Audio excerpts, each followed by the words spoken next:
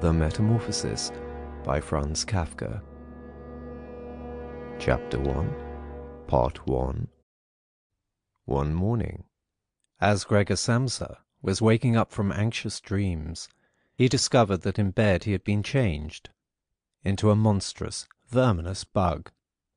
He lay on his armour-hard back and saw, as he lifted his head up a little, his brown, arched abdomen divided into rigid bow-like sections. From this height the blanket, just about ready to slide off completely, could hardly stay in place.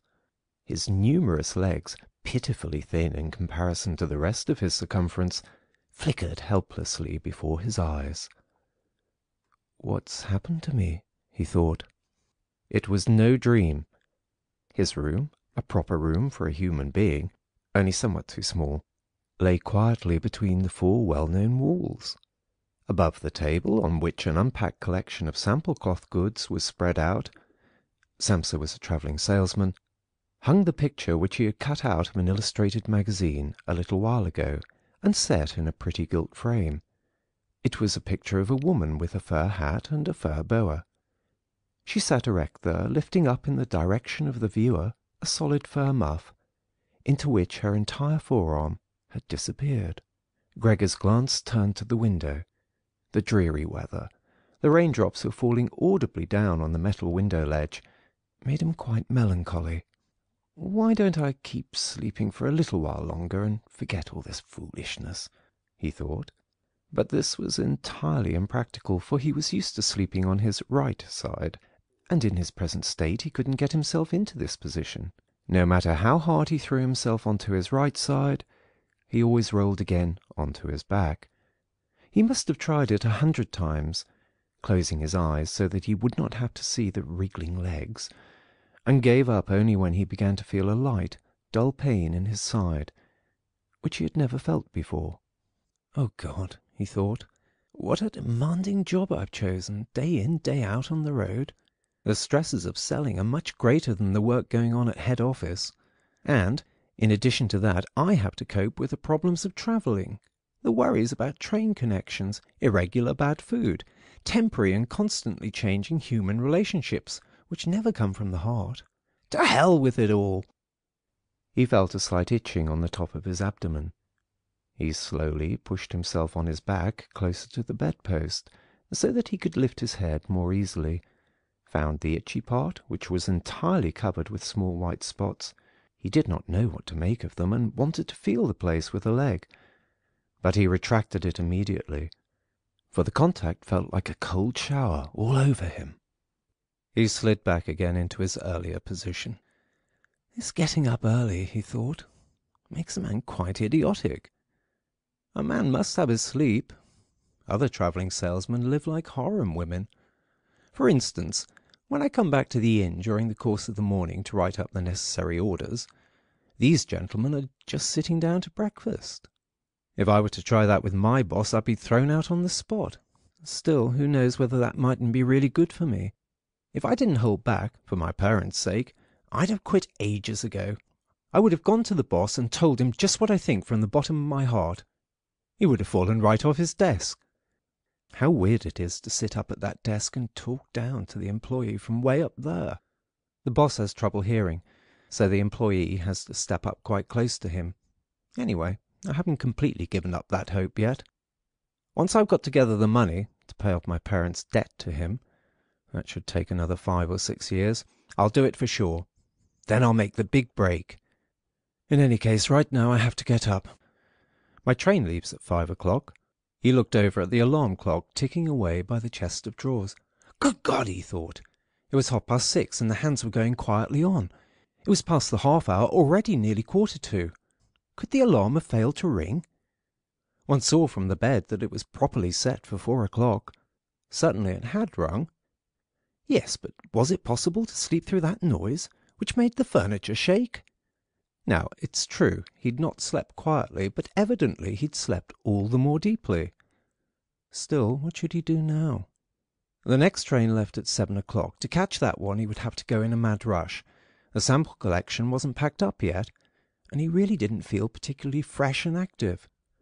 And even if he caught the train, there was no avoiding a blow-up with the boss, because the firm's errand boy would have waited for the 5 o'clock train and reported the news of his absence long ago. He was the boss's minion, without backbone or intelligence. Well then, what if he reported in sick? But that would be extremely embarrassing and suspicious. Because during his 5 years' service, Gregor hadn't been sick even once. The boss would certainly come with the doctor from the health insurance company, and would reproach his parents for their lazy son, and cut short all objections with the insurance doctor's comments. For him, everyone was completely healthy, but really lazy about work. And besides, would the doctor in this case be totally wrong? Apart from a really excessive drowsiness after the long sleep, Gregor in fact felt quite well, and even had a really strong appetite. As he was thinking all this over in the greatest haste, without being able to make the decision to get out of bed, the alarm clock was indicating exactly 7:15, there was a cautious knock on the door by the head of the bed. "Gregor," a voice called. It was his mother. "It's 7:15.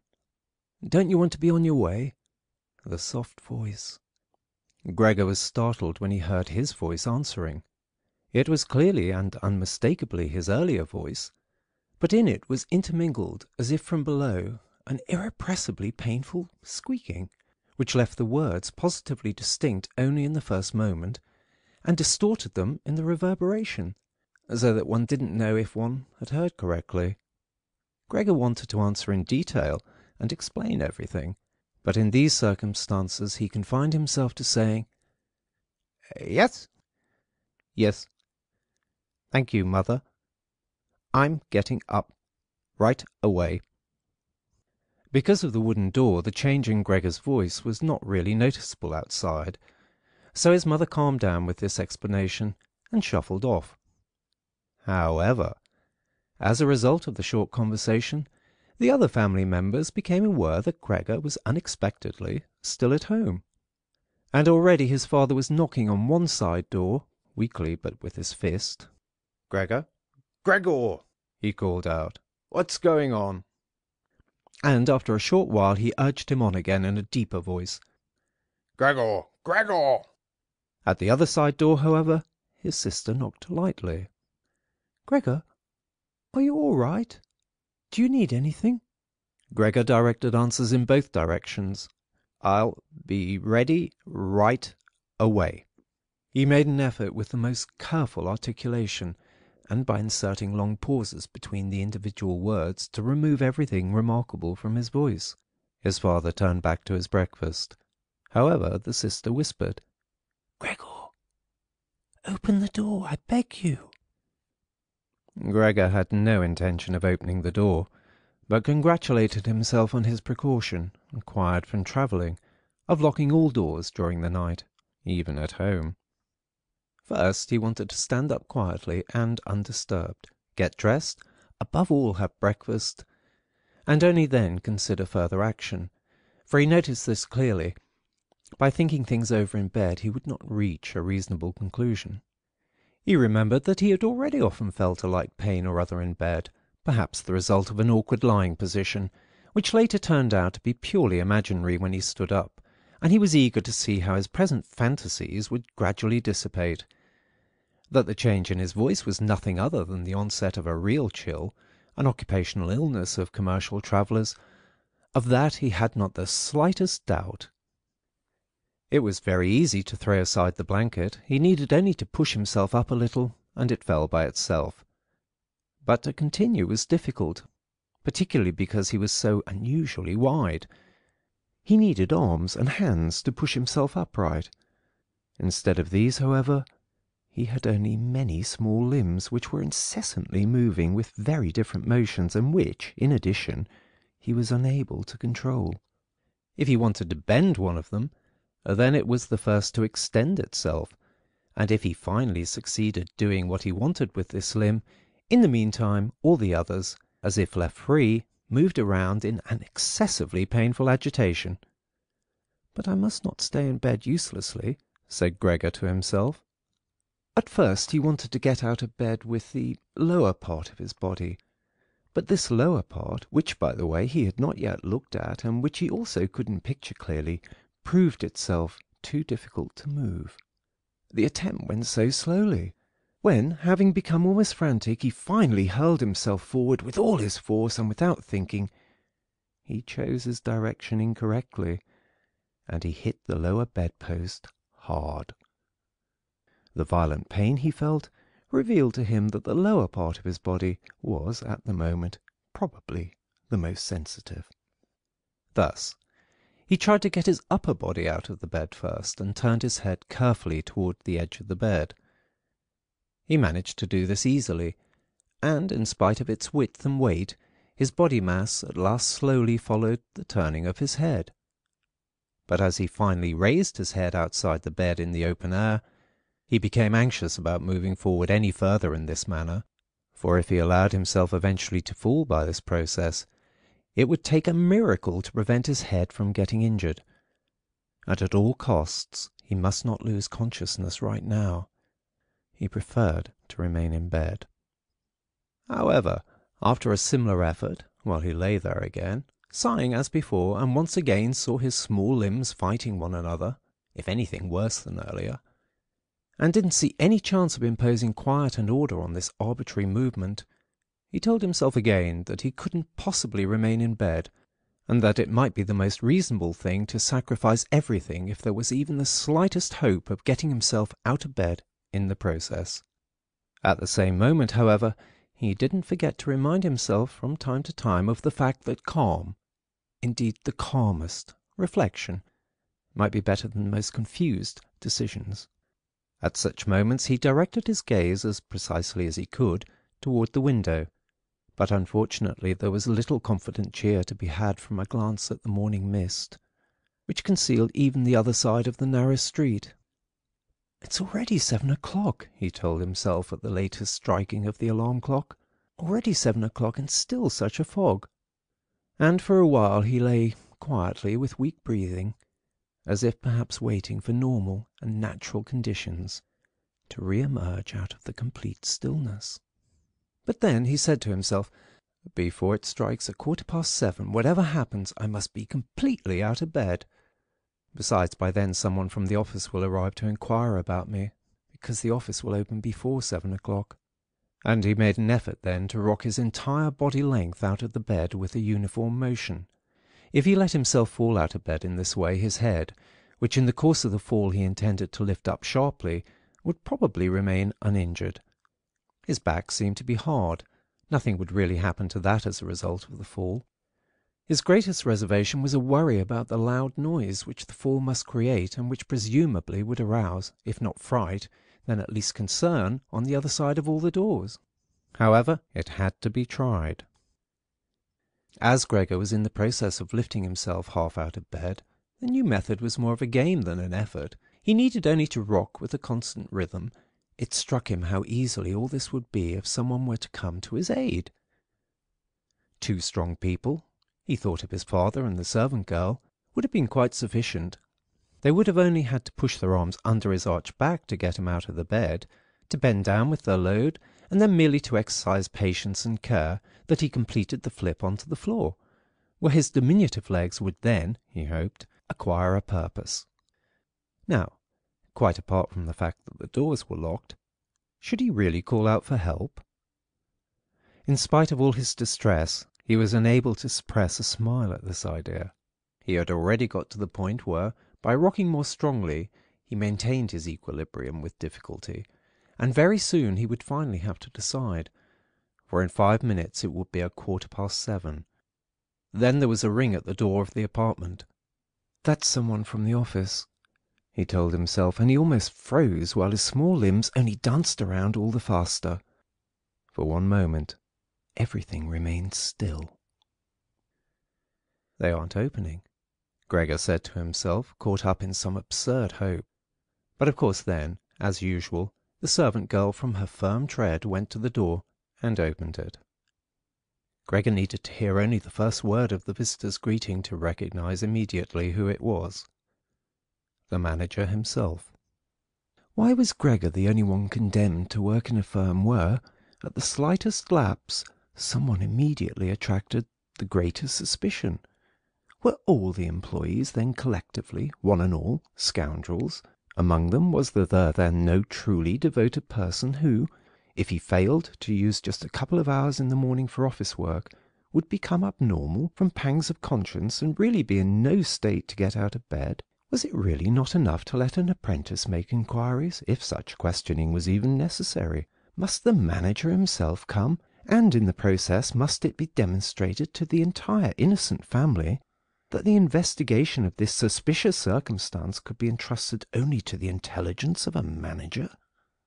And more of a consequence of the excited state in which this idea put Gregor than as a result of an actual decision, he swung himself with all his might out of the bed. There was a loud thud, but not a real crash. The fall was absorbed somewhat by the carpet, and, in addition, his back was more elastic than Gregor had thought. For that reason the dull thud was not quite so conspicuous. But he had not held his head up with sufficient care, and had hit it. He turned his head, irritated and in pain, and rubbed it on the carpet. "Something has fallen in there," said the manager in the next room on the left. Gregor tried to imagine to himself whether anything similar to what was happening to him today could have also happened at some point to the manager. At least one had to concede the possibility of such a thing.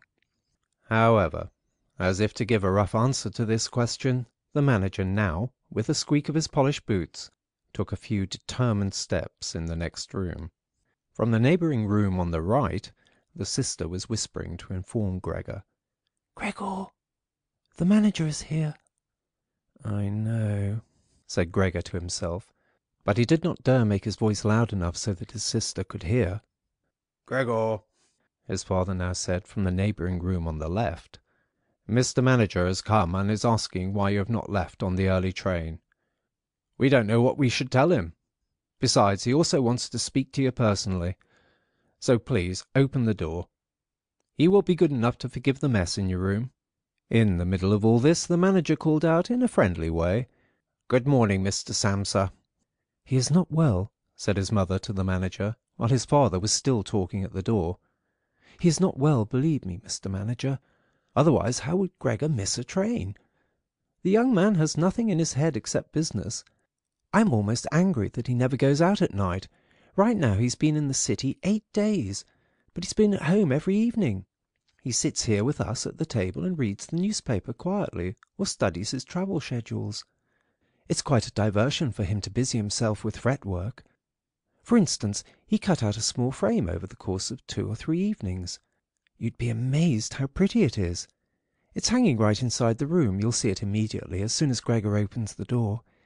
Anyway, I'm happy you're here, Mr. Manager. By ourselves we would never have made Gregor open the door. He's so stubborn, and he's certainly not well, although he denied that this morning." "I'm coming right away," said Gregor slowly and deliberately, and didn't move so as not to lose one word of the conversation. "My dear lady, I cannot explain it to myself in any other way," said the manager. "I hope it is nothing serious.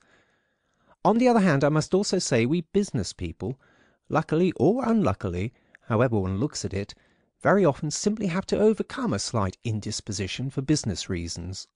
"So, can Mr. Manager come in to see you now?" asked his father impatiently, and knocked once again on the door. "No," said Gregor. In the neighbouring room on the left, a painful stillness descended. In the neighbouring room on the right, the sister began to sob. Why didn't his sister go to the others? She'd probably just got up out of bed now, and hadn't even started to get dressed yet. Then why was she crying? Because he wasn't getting up and wasn't letting the manager in, because he was in danger of losing his position, and because then his boss would badger his parents once again with the old demands. Those were probably unnecessary worries right now. Gregor was still here and wasn't thinking at all about abandoning his family. At the moment he was lying right there on the carpet, and no one who knew about his condition would have seriously demanded that he let the manager in. But Gregor wouldn't be casually dismissed right away because of this small discourtesy, for which he would find an easy and suitable excuse later on. It seemed to Gregor that it might be far more reasonable to leave him in peace at the moment, instead of disturbing him with crying and conversation. But it was the very uncertainty which distressed the others and excused their behaviour. "Mr. Samsa," the manager was now shouting, his voice raised, "what's the matter? You are barricading yourself in your room, answer only with a yes and a no, are making serious and unnecessary troubles for your parents, and neglecting, I mention this only incidentally, your commercial duties in a truly unheard of manner. I'm speaking here in the name of your parents and your employer, and I am requesting you in all seriousness for an immediate and clear explanation. I am amazed! I am amazed! I thought I knew you as a calm, reasonable person, and now you appear suddenly to want to stop parading around in weird moods. The chief indicated to me earlier this very day a possible explanation for your neglect. It concerned the collection of cash entrusted to you a short while ago. But in truth I almost gave him my word of honour that this explanation could not be correct. However, now I see your unimaginable pig-headedness, I am totally losing any desire to speak up for you in the slightest. And your position is not at all the most secure. Originally I intended to mention all this to you privately. But since you are letting me waste my time here uselessly, I don't know why the matter shouldn't come to the attention of your parents. Your productivity has been very unsatisfactory recently. Of course, it's not the time of year to conduct exceptional business. We recognise that. But a time of year for conducting no business? There is no such thing at all, Mr. Samsa, and such a thing must never be. But, Mr. Manager, called Gregor beside himself and, in his agitation, forgetting everything else, I'm opening the door immediately, this very moment. A slight indisposition, a dizzy spell, has prevented me from getting up. I'm still lying in bed right now, but I'm quite refreshed once again. I'm in the midst of getting out of bed. Just have patience for a short moment. Things are not going as well as I thought, but things are all right. How suddenly this can overcome someone. Only yesterday evening everything was fine with me. My parents certainly know that. Actually, just yesterday evening I had a small premonition. People must have seen that in me.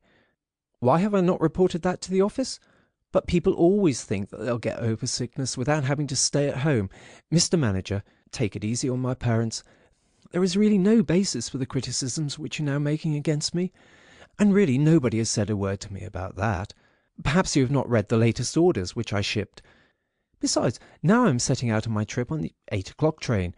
The few hours' rest will have made me stronger. Mr. Manager, do not stay. I will be at the office in person right away. Please have the goodness to say that and convey my respects to the chief. While Gregor was quickly blurting all this out, hardly aware of what he was saying, he had moved close to the chest of drawers without effort, probably as a result of the practice he had already had in bed. And now he was trying to raise himself up on it. Actually, he wanted to open the door. He really wanted to let himself be seen and to speak with the manager. He was keen to witness what the others, now asking about him, would say when they saw him. If they were startled, then Gregor had no more responsibility and could be calm. But if they accepted everything quietly, then he would have no reason to get excited and, if he got a move on, could really be at the station around 8 o'clock. End of Chapter 1, Part 1. Chapter 1, Part 2. At first, he slid down a few times on the smooth chest of drawers, but at last he gave himself a final swing and stood upright there. He was no longer at all aware of the pains in his lower body, no matter how they might still sting. Now he let himself fall against the back of a nearby chair, on the edge of which he braced himself with his thin limbs. By doing this he gained control over himself and kept quiet, for he could now hear the manager. "Did you understand a single word?" the manager asked the parents. "Is he playing the fool with us?" For God's sake!" cried the mother, already in tears. "Perhaps he's very ill, and we're upsetting him. Greta, Greta!" she yelled at that point. "Mother?" called the sister from the other side. They were making themselves understood through Gregor's room. "You must go to the doctor right away. Gregor is sick. Hurry to the doctor. Have you heard Gregor speak yet?"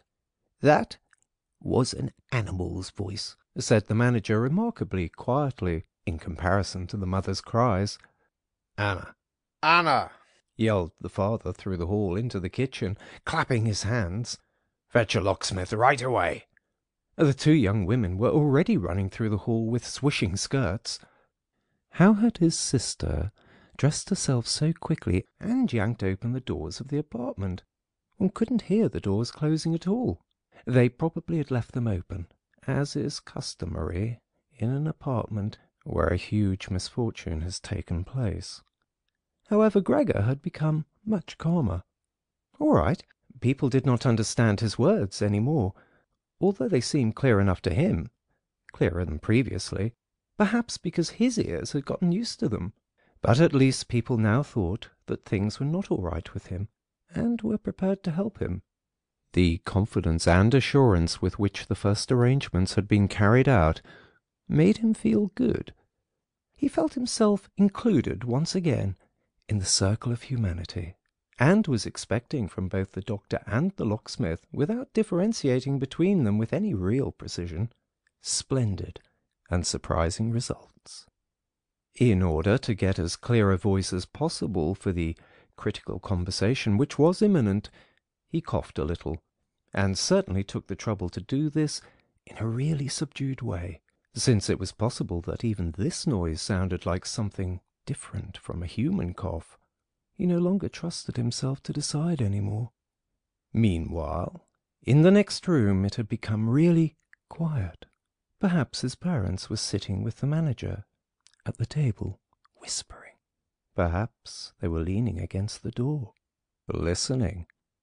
Gregor pushed himself slowly towards the door, with the help of the easy-chair, let go of it there, threw himself against the door, held himself upright against it. The balls of his tiny limbs had a little sticky stuff on them, and rested there momentarily from his exertion. Then he made an effort to turn the key in the lock with his mouth. Unfortunately, it seemed that he had no real teeth. How then was he to grab hold of the key? But to make up for that, his jaws were naturally very strong. With their help he managed to get the key really moving. He didn't notice that he was obviously inflicting some damage on himself, for a brown fluid came out of his mouth, flowed over the key, and dripped onto the floor. "Just listen for a moment," said the manager in the next room. "He's turning the key." For Gregor that was a great encouragement, but they all should have called out to him, including his father and mother. "Come on, Gregor," they should have shouted. "Keep going, keep working on the lock." Imagining that all his efforts were being followed with suspense, he bit down frantically on the key with all the force he could muster. As the key turned more, he danced around the lock. Now he was holding himself upright only with his mouth, and he had to hang on to the key or then press it down again with the whole weight of his body as necessary. The quite distinct click of the lock as it finally snapped really woke Gregor up. Breathing heavily, he said to himself, "So I didn't need the locksmith," and he set his head against the door handle to open the door completely.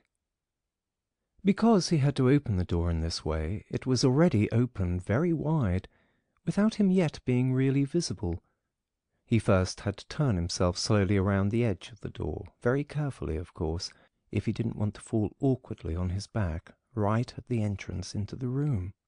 He was still preoccupied with this difficult movement and had no time to pay attention to anything else, when he heard the manager exclaim aloud, "Oh!" It sounded like the wind whistling, and now he saw him, nearest to the door, pressing his hand against his open mouth and moving slowly back as if an invisible constant force was pushing him away. His mother, in spite of the presence of the manager, she was standing here with her hair sticking up on end, still a mess from the night, was looking at his father with her hands clasped. She then went 2 steps towards Gregor and collapsed right in the middle of her skirts, which were spread out all around her, her face sunk on her breast, completely concealed. His father clenched his fist with a hostile expression, as if he wished to push Gregor back into his room. Then he looked uncertainly around the living room, covered his eyes with his hands, and cried, so that his mighty breast shook.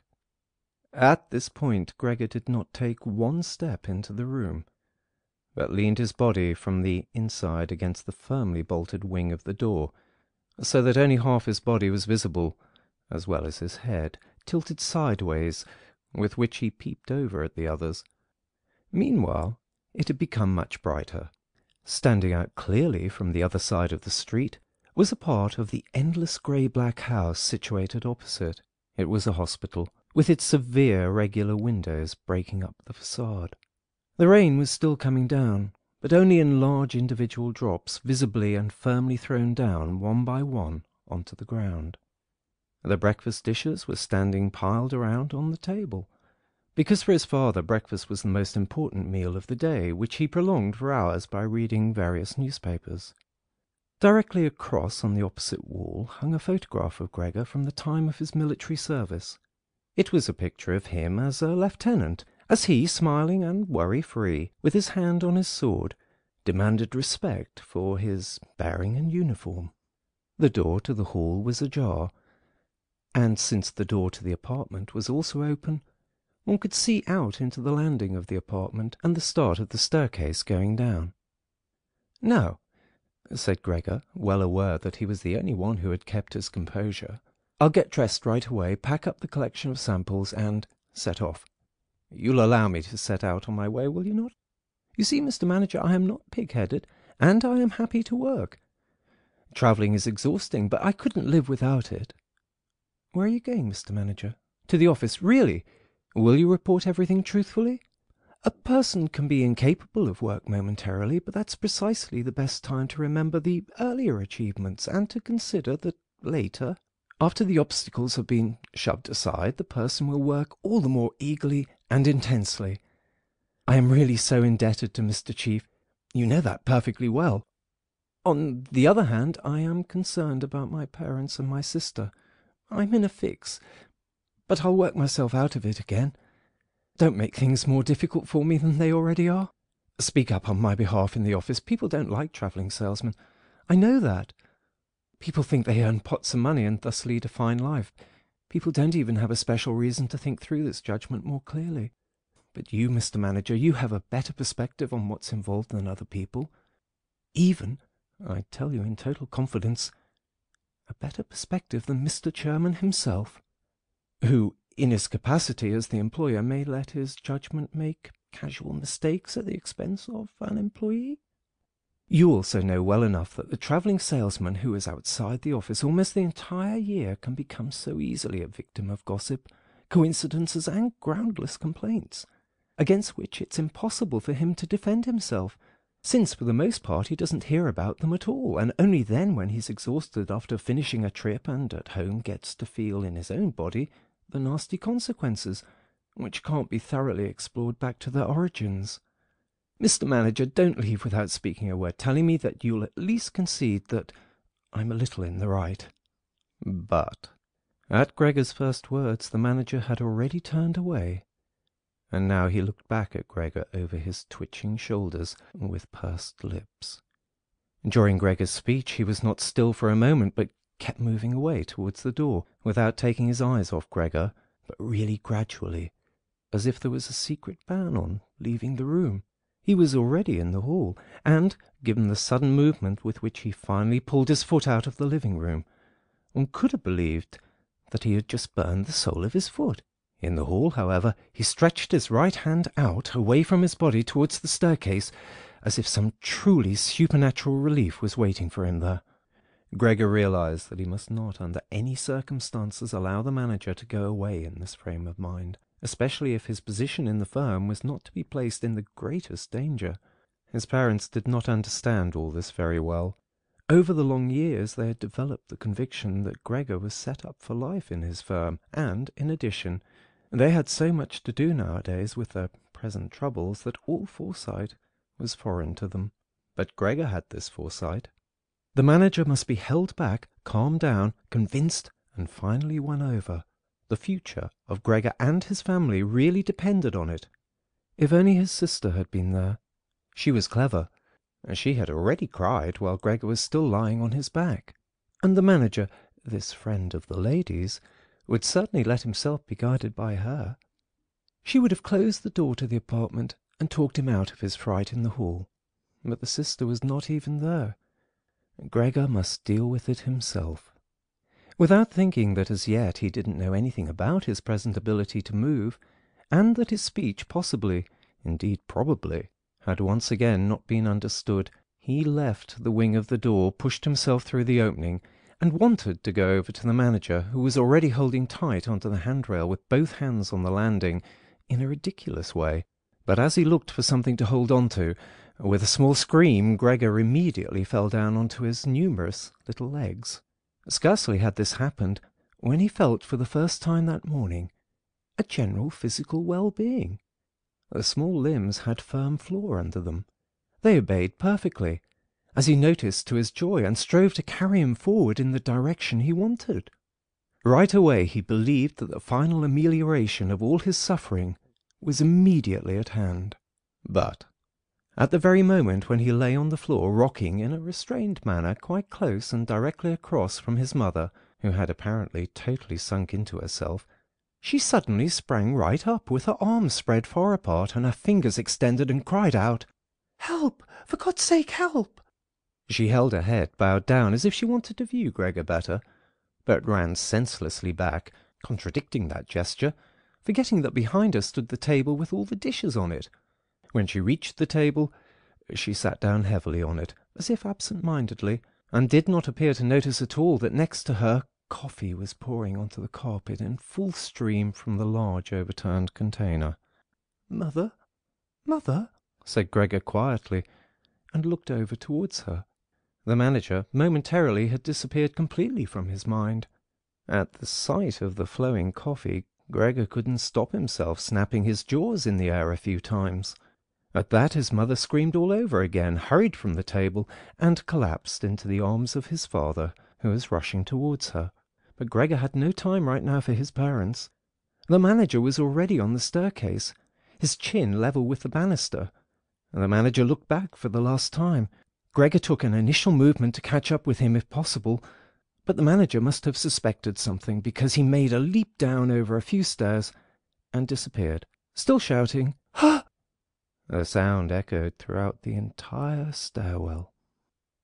Now, unfortunately, this flight of the manager also seemed to bewilder his father completely.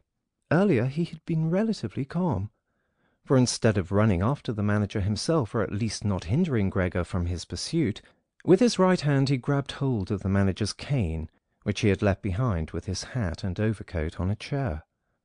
With his left hand his father picked up a large newspaper from the table, and, stamping his feet on the floor, he set out to drive Gregor back into his room by waving the cane and the newspaper. No request of Gregor's was of any use, no request would even be understood. No matter how willing he was to turn his head respectfully, his father just stomped all the harder with his feet. Across the room from him his mother had pulled open a window, in spite of the cool weather, and, leaning out with her hands on her cheeks, she pushed her face far outside the window. Between the alley and the stairwell a strong draught came up. The curtains on the window flew around, the newspapers on the table swished, and individual sheets fluttered down over the floor. The father relentlessly pressed forward, pushing out sibilants like a wild man. Now, Gregor had no practice at all in going backwards. It was really very slow going. If Gregor only had been allowed to turn himself around, he would have been in his room right away. But he was afraid to make his father impatient by the time-consuming process of turning around, and each moment he faced the threat of a mortal blow on his back or his head from the cane in his father's hand. Finally Gregor had no other option, for he noticed with horror that he did not understand yet how to maintain his direction going backwards. And so he began, amid constantly anxious sideways glances in his father's direction, to turn himself around as quickly as possible, although in truth this was only done very slowly. Perhaps his father noticed his good intentions, for he did not disrupt Gregor in this motion, but with the tip of the cane from a distance he even directed Gregor's rotating movement here and there, If only his father had not hissed so unbearably. Because of that, Gregor totally lost his head. He was already almost totally turned around when, always with this hissing in his ear, he just made a mistake and turned himself back a little. But when he finally was successful in getting his head in front of the door opening, it became clear that his body was too wide to go through any further.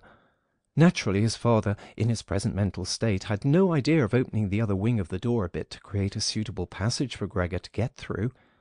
His single fixed thought was that Gregor must get into his room as quickly as possible. He would never have allowed the elaborate preparations that Gregor required to orientate himself and thus perhaps get through the door. On the contrary, as if there were no obstacle and with a peculiar noise, he now drove Gregor forwards.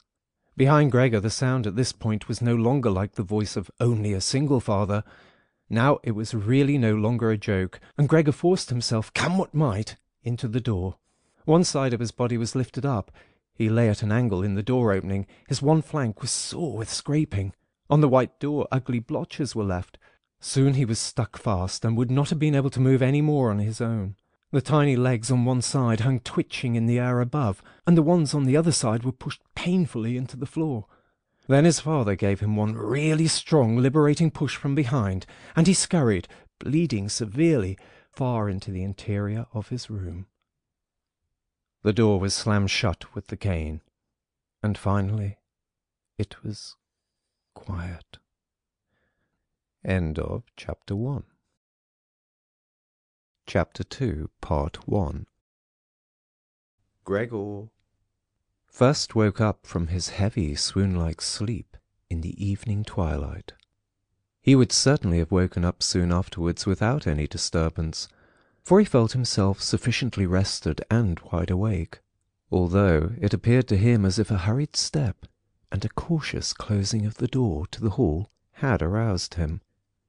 Light from the electric street lamps lay pale here and there on the ceiling and on the higher parts of the furniture, but underneath, around Gregor, it was dark. He pushed himself slowly toward the door, still groping awkwardly with his feelers, which he now learned to value for the first time, to check what was happening there. His left side seemed one single long, unpleasantly stretched scar, and he really had to hobble on his 2 rows of legs. In addition, one small leg had been seriously wounded in the course of the morning incident. It was almost a miracle that only one had been hurt, and dragged lifelessly behind. By the door he noticed what had really lured him there. It was the smell of something to eat. A bowl stood there filled with sweetened milk in which swam tiny pieces of white bread. He almost laughed with joy, for he now had a much greater hunger than in the morning, and he immediately dipped his head almost up to and over his eyes down into the milk. But he soon drew it back again in disappointment, not just because it was difficult for him to eat on account of his delicate left side. He could eat only if his entire panting body worked in a coordinated way, but also because the milk, which otherwise was his favourite drink, and which his sister had certainly placed there for that reason, did not appeal to him at all. He turned away from the bowl almost with aversion, and crept back into the middle of the room.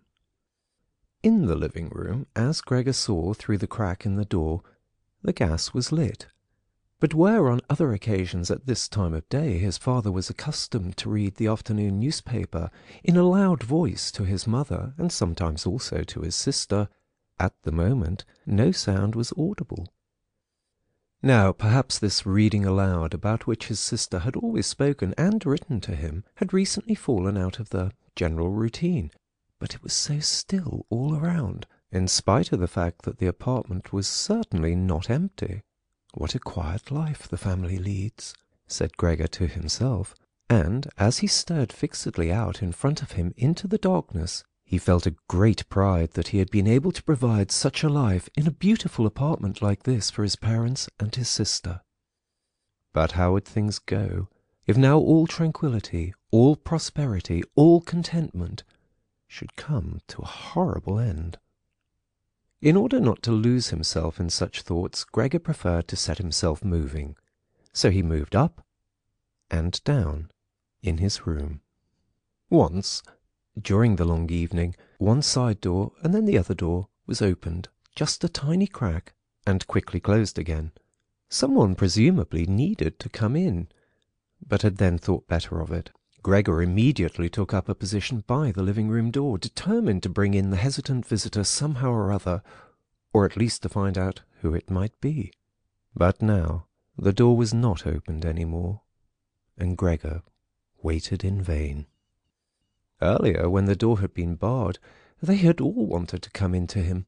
Now, when he had opened one door, and when the others had obviously been opened during the day, no one came any more, and the keys were stuck in the locks on the outside.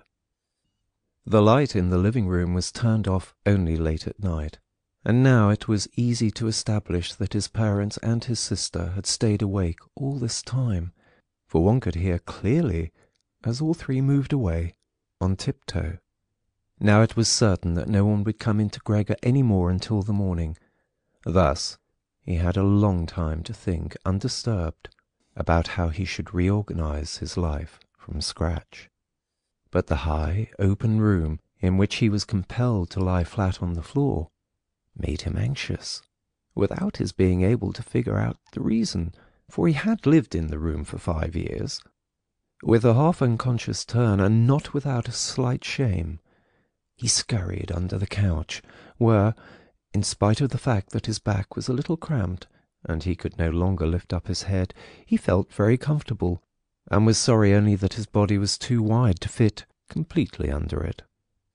There he remained, the entire night, which he spent partly in a state of semi-sleep, out of which his hunger constantly woke him with a start, but partly in a state of worry and murky hopes, which all led to the conclusion that for the time being he would have to keep calm, and with patience and the greatest consideration for his family, tolerate the troubles which in his present condition he was now forced to cause them. Already early in the morning, it was still almost night, Gregor had an opportunity to test the power of the decisions he had just made, for his sister, almost fully dressed, opened the door from the hall into his room and looked eagerly inside. She did not find him immediately, but when she noticed him under the couch, God, he had to be somewhere or other, for he could hardly fly away, she got such a shock that, without being able to control herself, she slammed the door shut once again from the outside. However, as if she were sorry for her behaviour, she immediately opened the door again and walked in on her tiptoes, as if she was in the presence of a serious invalid, or a total stranger. Gregor had pushed his head forward just to the edge of the couch and was observing her. Would she really notice that he had left the milk standing, not indeed from any lack of hunger, and would she bring in something else to eat more suitable for him? If she did not do it on her own, he would sooner starve to death than call her attention to the fact, although he had a powerful urge to move beyond the couch, throw himself at his sister's feet, and beg her for something or other good to eat. But his sister noticed right away with astonishment that the bowl was still full, with only a little milk spilled around it. She picked it up immediately, although not with her bare hands, but with a rag, and took it out of the room. Gregor was extremely curious what she would bring as a substitute, and he pictured to himself different ideas about it. But he never could have guessed what his sister, out of the goodness of her heart, in fact did. She brought him, to test his taste, an entire selection, all spread out on an old newspaper. There were old half-rotten vegetables, bones from the evening meal covered with a white sauce which had almost solidified, some raisins and almonds, cheese which Gregor had declared inedible 2 days earlier, a slice of dry bread, and a slice of salted bread smeared with butter. In addition to all this, she put down a bowl, probably designated once and for all as Gregor's, into which she had poured some water. And out of her delicacy of feeling, since she knew that Gregor would not eat in front of her, she went away very quickly, and even turned the key in the lock, so that Gregor would now observe that he could make himself as comfortable as he wished. Gregor's small limbs buzzed now that the time for eating had come. His wounds must in any case have already healed completely. He felt no handicap on that score. He was astonished at that, and thought about how more than a month ago he had cut his finger slightly with a knife, and how this wound had hurt enough even the day before yesterday. Am I now going to be less sensitive? He thought, already sucking greedily on the cheese, which had strongly attracted him right away, more than all the other foods. Quickly, and with his eyes watering with satisfaction, he ate one after the other, the cheese, the vegetables, and the sauce. The fresh food, by contrast, didn't taste good to him. He couldn't bear the smell, and even carried the things he wanted to eat a little distance away. By the time his sister slowly turned the key, as a sign that he should withdraw, he was long finished and now lay lazily in the same spot. The noise immediately startled him, in spite of the fact that he was already almost asleep, and he scurried back again under the couch. But it cost him great self-control to remain under the couch, even for the short time his sister was in the room, because his body had filled out somewhat on account of the rich meal, and in the narrow space there he could scarcely breathe. In the midst of minor attacks of asphyxiation, he looked at her with somewhat protruding eyes, as his unsuspecting sister swept up with a broom, not just the remnants, but even the foods which Gregor had not touched at all, as if these were also now useless, and as she dumped everything quickly into a bucket, which she closed with a wooden lid, and then carried all of it out of the room. She had hardly turned around before Gregor had already dragged himself out from the couch, stretched out, and let his body expand. In this way, Gregor got his food every day, once in the morning, when his parents and the servant girl were still asleep, and a second time after the common noon meal, for his parents were, as before, asleep then for a little while, and the servant girl was sent off by his sister on some errand or other. They certainly would not have wanted Gregor to starve to death, but perhaps they could not have endured finding out what he ate other than by hearsay. Perhaps his sister wanted to spare them what was possibly only a small grief, for they were really suffering quite enough already. What sorts of excuses people had used on that first morning to get the doctor and the locksmith out of the house, Gregor was completely unable to ascertain. Since they could not understand him, no one, not even his sister, thought that he might be able to understand others. And thus, when his sister was in her room, he had to be content with listening now and then to her sighs and invocations to the saints. Only later, when she had grown somewhat accustomed to everything, naturally there could never be any talk of her growing completely accustomed to it, Gregor sometimes caught a comment which was intended to be friendly, or could be interpreted as such. "Well, today it tasted good to him," she said, if Gregor had really cleaned up what he had to eat. Whereas, in the reverse situation, which gradually repeated itself more and more frequently, she used to say sadly, "Now everything has stopped again." But, while Gregor could get no new information directly, he did hear a good deal from the room next door, and as soon as he heard voices he scurried right away to the appropriate door and pressed his entire body against it. In the early days especially, there was no conversation which was not concerned with him in some way or other, even if only in secret. For 2 days, at all meal-times, discussions on that subject could be heard, on how people should now behave, but they also talked about the same subject in the times between meals, for there were always at least 2 family members at home, since no one really wanted to remain in the house alone, and people could not under any circumstances leave the apartment completely empty. In addition, on the very first day the servant girl, it was not completely clear what and how much she knew about what had happened, on her knees had begged his mother to let her go immediately, and when she said good-bye about 15 minutes later, she thanked them for the dismissal with tears in her eyes, as if she was receiving the greatest favour which people had shown her there, and without anyone demanding it from her, she swore a fearful oath not to betray anyone, not even the slightest bit. Now his sister had to team up with his mother to do the cooking, although that didn't create much trouble because people were eating almost nothing. Again and again Gregor listened as one of them vainly invited another to eat, and received no answer other than, "Thank you.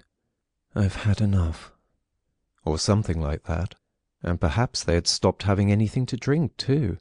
His sister often asked his father whether he wanted to have a beer, and gladly offered to fetch it herself. And when his father was silent, she said, in order to remove any reservations he might have, that she could send the caretaker's wife to get it. But then his father finally said a resounding no, and nothing more would be spoken about it. Already, during the first day, his father laid out all the financial circumstances and prospects to his mother and to his sister as well. From time to time he stood up from the table and pulled out of the small lock-box salvaged from his business, which had collapsed 5 years previously, some document or other, or some notebook. The sound was audible as he opened up the complicated lock and, after removing what he was looking for, locked it up again. These explanations by his father were, in part, the first enjoyable thing that Gregor had the chance to listen to since his imprisonment. He had thought that nothing at all was left over for his father from that business. At least his father had told him nothing to contradict that view, and Gregor in any case hadn't asked him about it. At the time Gregor's only concern had been to use everything he had in order to allow his family to forget as quickly as possible the business misfortune which had brought them all into a state of complete hopelessness. And so at that point he started to work with a special intensity, and from an assistant had become, almost overnight, a travelling salesman, who naturally had entirely different possibilities for earning money, and whose successes at work were converted immediately into the form of cash commissions, which could be set out on the table at home in front of his astonished and delighted family. Those had been beautiful days, and they had never come back afterwards, at least not with the same splendour, in spite of the fact that Gregor later earned so much money that he was in a position to bear the expenses of the entire family costs, which he in fact did bear. They had become quite accustomed to it, both the family and Gregor as well. They took the money with thanks, and he happily surrendered it, but the special warmth was no longer present. Only the sister had remained close to Gregor, and it was his secret plan to send her next year to the conservatory, regardless of the great expense which that necessarily involved, and which would be made up in other ways. In contrast to Gregor, she loved music very much and knew how to play the violin charmingly. Now and then during Gregor's short stays in the city, the conservatory was mentioned in conversations with his sister, but always only as a beautiful dream whose realization was unimaginable, and their parents never listened to these innocent expectations with pleasure. But Gregor thought about them with scrupulous consideration, and intended to explain the matter ceremoniously on Christmas Eve. In his present situation, such futile ideas went through his head while he pushed himself right up against the door and listened. Sometimes, in his general exhaustion, he couldn't listen any more and let his head bang listlessly against the door. But he immediately pulled himself together, for even the small sound which he made by this motion was heard nearby and silenced everyone. "There he goes on again," said the father after a while, clearly turning towards the door, and only then would the interrupted conversation gradually be resumed again. Gregor found out clearly enough, for his father tended to repeat himself often in his explanations, partly because he had not personally concerned himself with these matters for a long time now, and partly also because his mother did not understand everything right away for the first time, that, in spite of all bad luck, a fortune, although a very small one, was available from the old times, which the interest, which had not been touched, had in the intervening time gradually allowed to increase a little. Furthermore, in addition to this, the money which Gregor had brought home every month, he had kept only a few florins for himself, had not been completely spent and had grown into a small capital amount.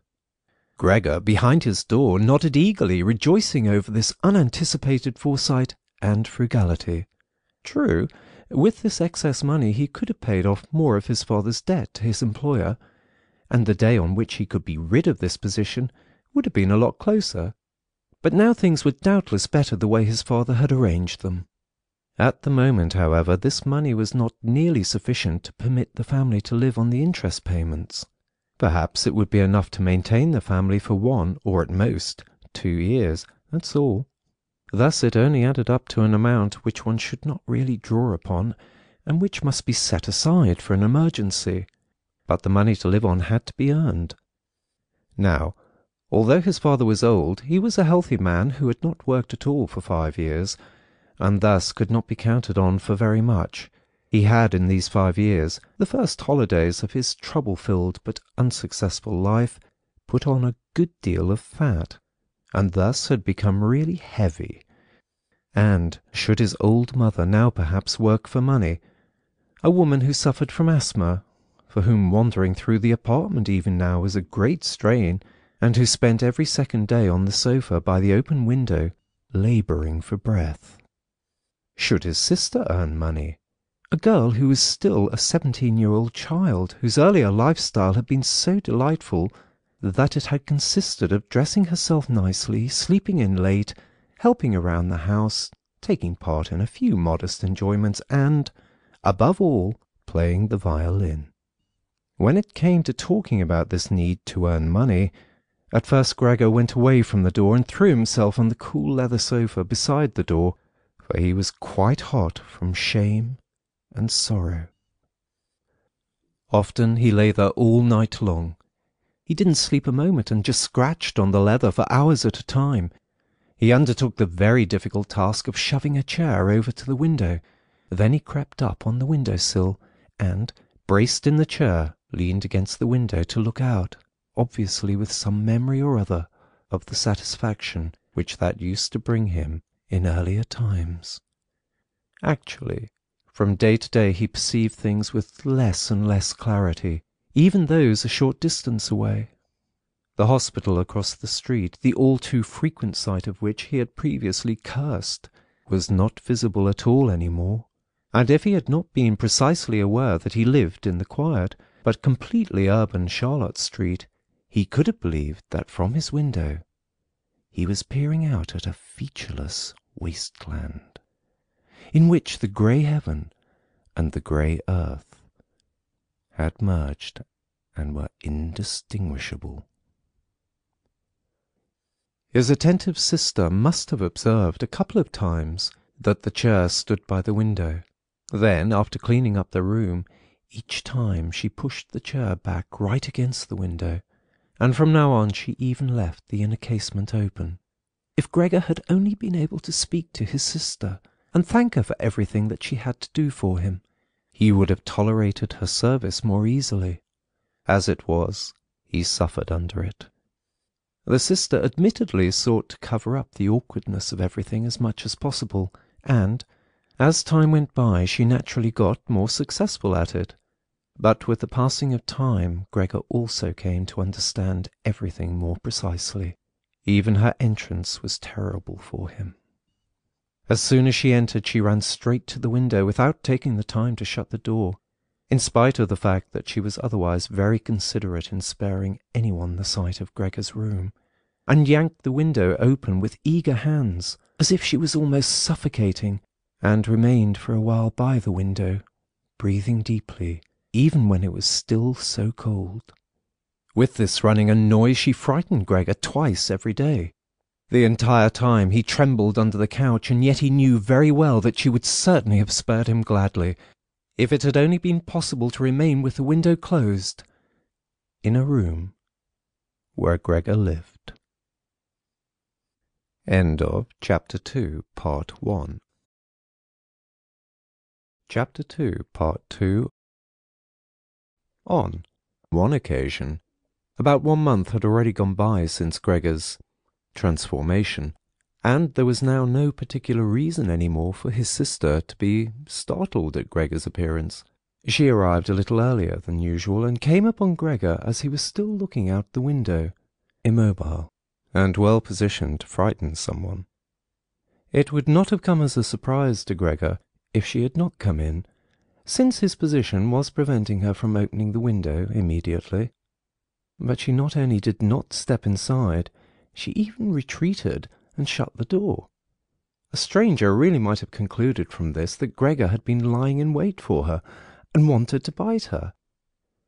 Of course, Gregor immediately concealed himself under the couch, but he had to wait until the noon meal before his sister returned, and she seemed much less calm than usual. From this he realized that his appearance was constantly intolerable to her, and must remain intolerable in future, and that she really had to exert a lot of self-control not to run away from a glimpse of only the small part of his body which stuck out from under the couch. In order to spare her even this sight, one day he dragged the sheet on his back and onto the couch. This task took him 4 hours, and arranged it in such a way that he was now completely concealed, and his sister, even if she bent down, could not see him. If this sheet was not necessary as far as she was concerned, then she could remove it, for it was clear enough that Gregor could not derive any pleasure from isolating himself away so completely. But she left the sheet just as it was, and Gregor believed he even caught a look of gratitude when, on one occasion, he carefully lifted up the sheet a little with his head to check, as his sister took stock of the new arrangement. In the first 2 weeks his parents could not bring themselves to visit him, and he often heard how they fully acknowledged his sister's present work, whereas earlier they had often got annoyed at his sister because she had seemed to them a somewhat useless young woman. However, now both his father and his mother often waited in front of Gregor's door while his sister cleaned up inside. And as soon as she came out, she had to explain in detail how things looked in the room, what Gregor had eaten, how he had behaved this time, and whether perhaps a slight improvement was perceptible. In any event, his mother comparatively soon wanted to visit Gregor, but his father and his sister restrained her, at first with reasons which Gregor listened to very attentively and which he completely endorsed.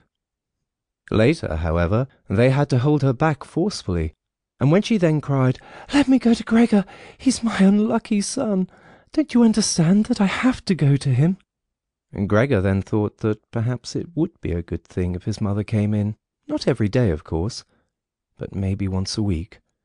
She understood everything much better than his sister, who, in spite of her courage, was still a child, and, in the last analysis, had perhaps undertaken such a difficult task only out of childish recklessness.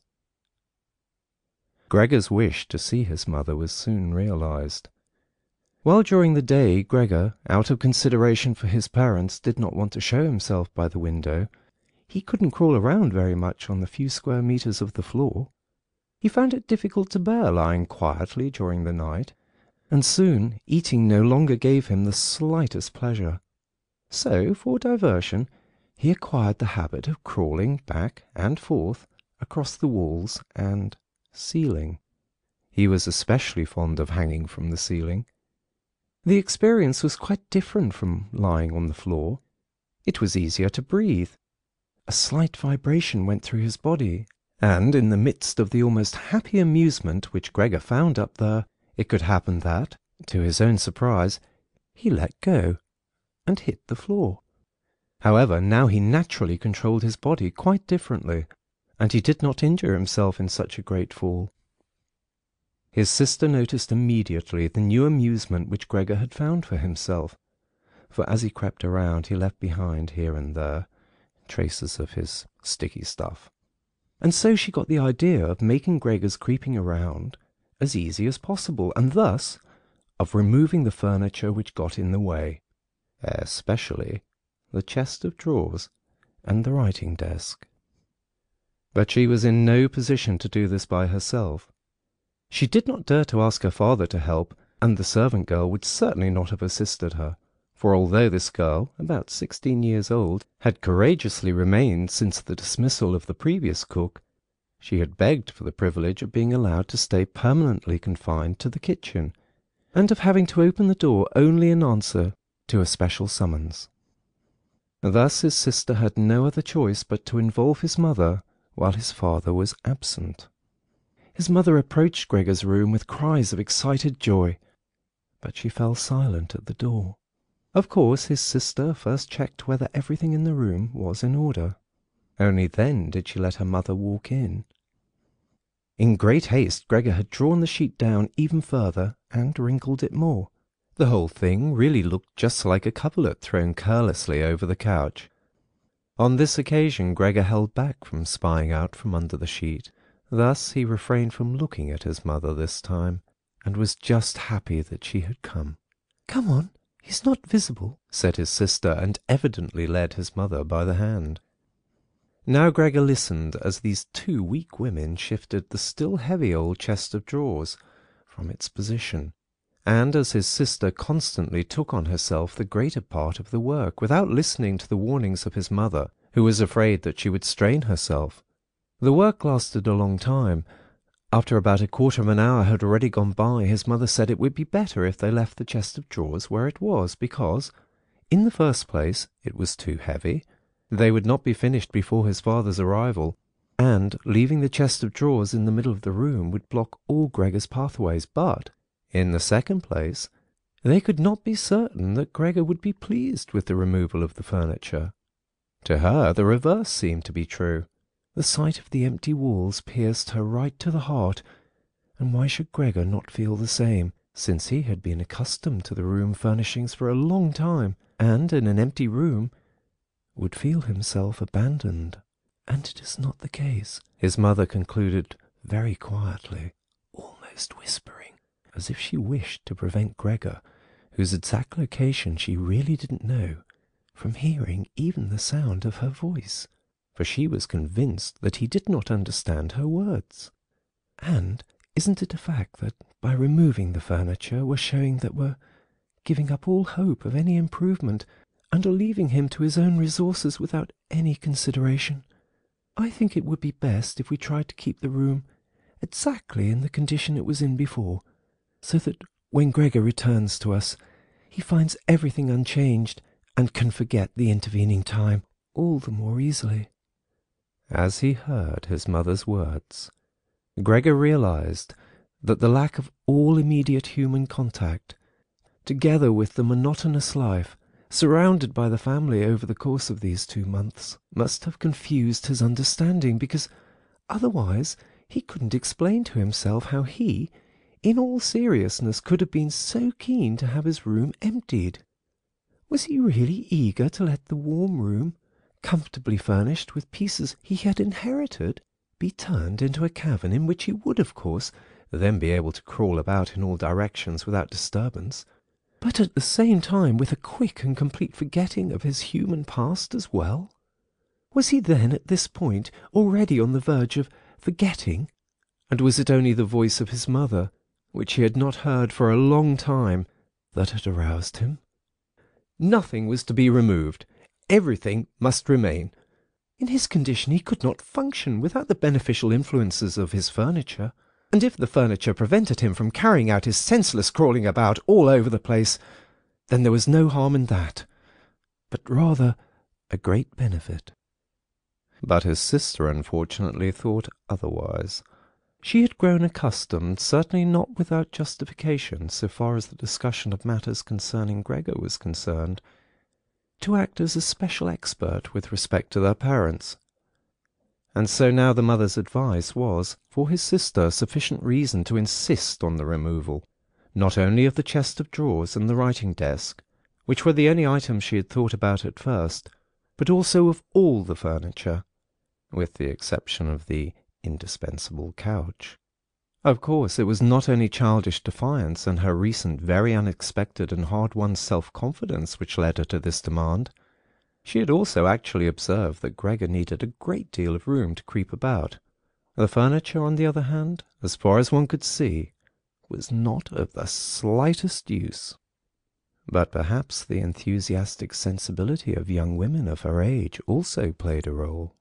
This feeling sought release at every opportunity, and with it, Greta now felt tempted to want to make Gregor's situation even more terrifying, so that then she would be able to do even more for him than now.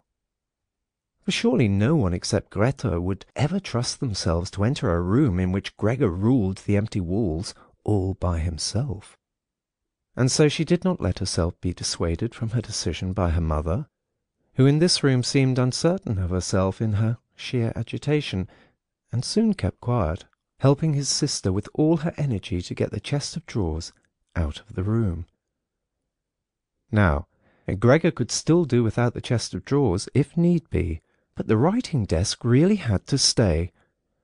And scarcely had the women left the room, with the chest of drawers, groaning as they pushed it, when Gregor stuck his head out from under the sofa to take a look how he could intervene cautiously and with as much consideration as possible. But unfortunately it was his mother who came back into the room first, while Greta had her arms wrapped around the chest of drawers in the next room, and was rocking it back and forth by herself, without moving it from its position. His mother was not used to the sight of Gregor. He could have made her ill, and so, frightened, Gregor scurried back right to the other end of the sofa. But he could no longer prevent the sheet from moving forward a little. That was enough to catch his mother's attention. She came to a halt, stood still for a moment, and then went back to Greta. Although Gregor kept repeating to himself over and over that really nothing unusual was going on, that only a few pieces of furniture were being rearranged, he soon had to admit to himself that the movements of the women to and fro, their quiet conversations, and the scratching of the furniture on the floor affected him like a great swollen commotion on all sides, and so firmly was he pulling in his head and legs and pressing his body into the floor, he had to tell himself unequivocally that he wouldn't be able to endure all this much longer. They were cleaning out his room, taking away from him everything he cherished. They had already dragged out the chest of drawers in which the fret-saw and the other tools were kept, and they were now loosening the writing desk, which was fixed tight to the floor, the desk on which he, as a business student, a school student, indeed even as an elementary school student, had written out his assignments. At that moment he really didn't have any more time to check the good intentions of the two women, whose existence he had in any case almost forgotten, because in their exhaustion they were working really silently, and the heavy stumbling of their feet was the only sound to be heard. And so he scuttled out. The women were just propping themselves up on the writing desk in the next room to take a breather, changing the direction of his path 4 times. He really didn't know what he should rescue first. Then he saw hanging conspicuously on the wall, which was otherwise already empty, the picture of the woman dressed in nothing but fur. He quickly scurried up over to it and pressed himself against the glass which held it in place, and which made his hot abdomen feel good. At least this picture, which Gregor at the moment completely concealed, surely no one would now take away. He twisted his head towards the door of the living room to observe the women as they came back in. They had not allowed themselves very much rest, and were coming back right away. Greta had placed her arm around her mother and held her tightly. "So what shall we take now?" said Greta, and looked around her. Then her glance met Gregor's from the wall. She kept her composure only because her mother was there.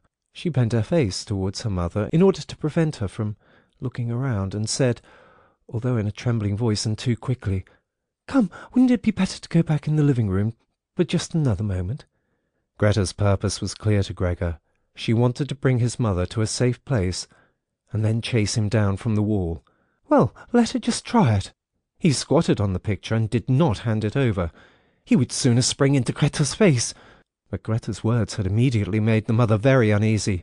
She walked to the side, caught sight of the enormous brown splotch on the flowered wallpaper, and, before she became truly aware that what she was looking at was Gregor, screamed out in a high-pitched, raw voice, "Oh God! Oh God!" and fell with outstretched arms, as if she was surrendering everything, down onto the couch, and lay there, motionless. "Gregor, you—" cried out his sister with a raised fist and an urgent glare. Since his transformation, these were the first words which he had directed right at him. She ran into the room next door to bring some spirits or other with which she could revive her mother from her fainting spell. Gregor wanted to help as well. There was time enough to save the picture, but he was stuck fast on the glass and had to tear himself loose forcefully. Then he also scurried into the next room as if he could give his sister some advice, as in earlier times. But then he had to stand there idly behind her while she rummaged among various small bottles. Still, she was frightened when she turned around. A bottle fell onto the floor and shattered. A splinter of glass wounded Gregor in the face. Some corrosive medicine or other dripped over him. Now, without lingering any longer, Greta took as many small bottles as she could hold and ran with them into her mother. She slammed the door shut with her foot. Gregor was now shut off from his mother, who was perhaps near death, thanks to him. He could not open the door, and he did not want to chase away his sister, who had to remain with her mother. At this point he had nothing to do but wait.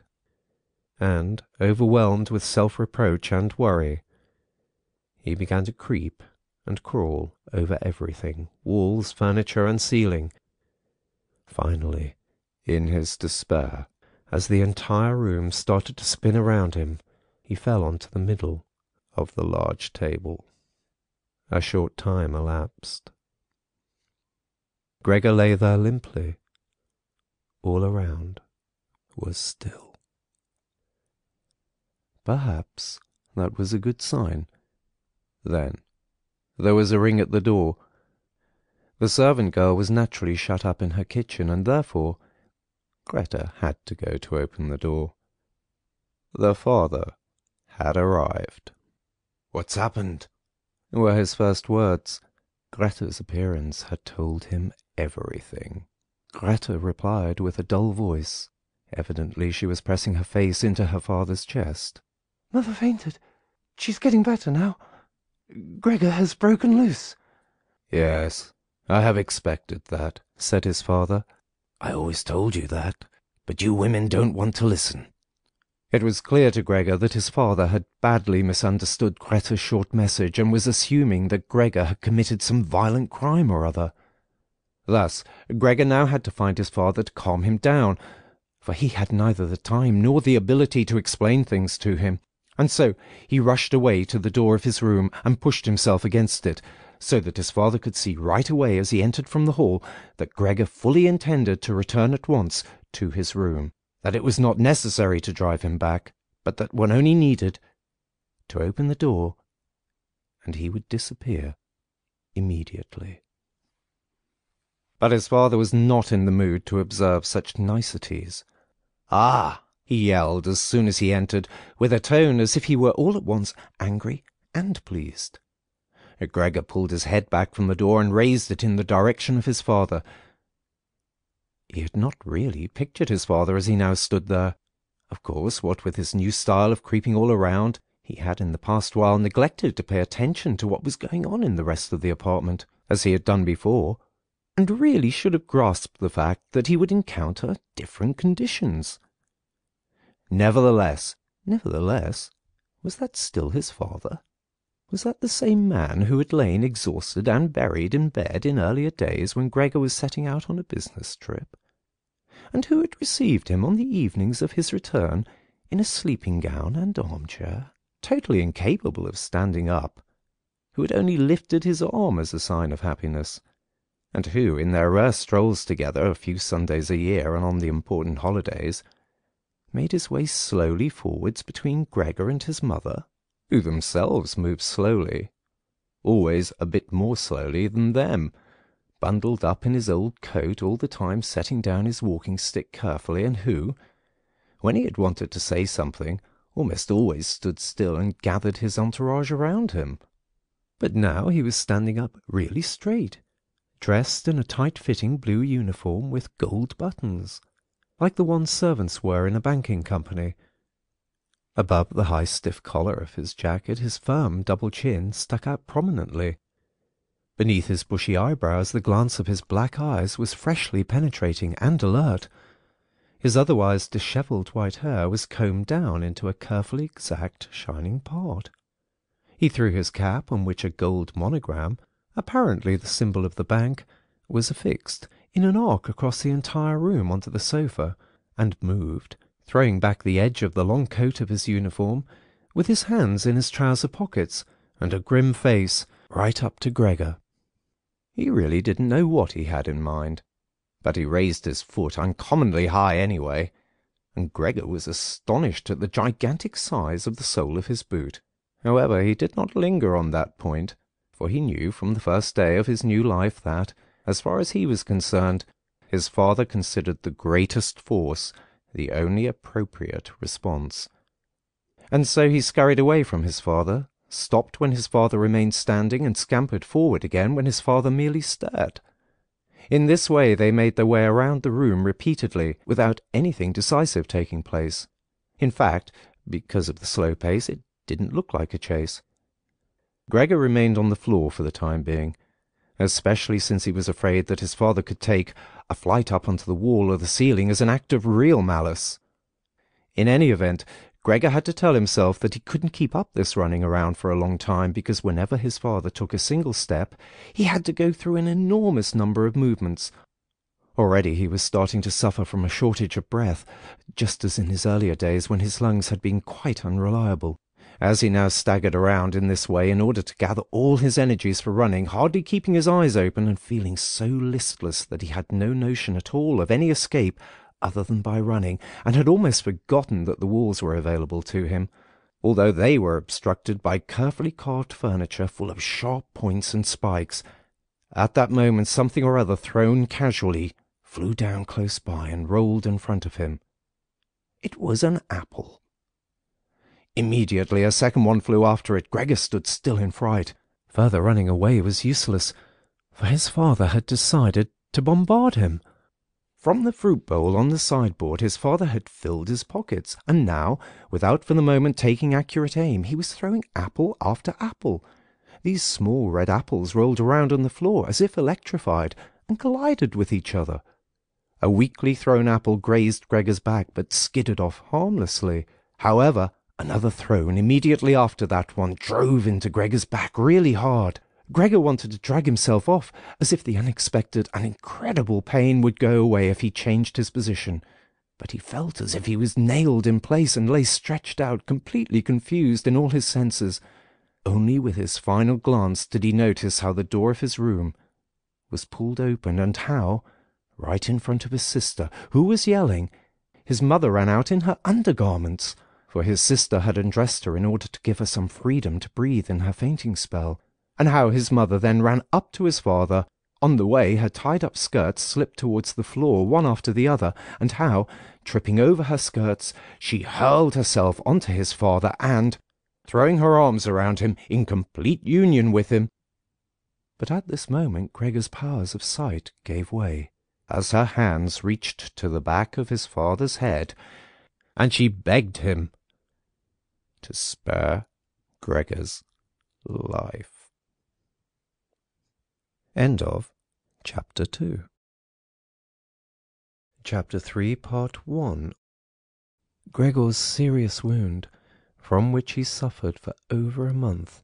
Since no one ventured to remove the apple, it remained in his flesh as a visible reminder, seemed by itself to have reminded the father that, in spite of his present unhappy and hateful appearance, Gregor was a member of the family, something one should not treat as an enemy, and that it was a requirement of family duty to suppress one's aversion, and to endure. Nothing else, just endure.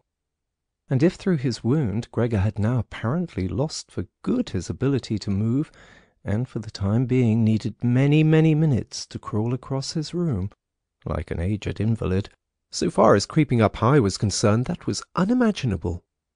Nevertheless, for this worsening of his condition, in his opinion, he did get completely satisfactory compensation, because every day, towards evening, the door to the living-room, which he was in the habit of keeping a sharp eye on even 1 or 2 hours beforehand, was opened, so that he, lying down in the darkness of his room, invisible from the living-room, could see the entire family at the illuminated table, and listen to their conversation, to a certain extent, with their common permission, a situation quite different from what had happened before.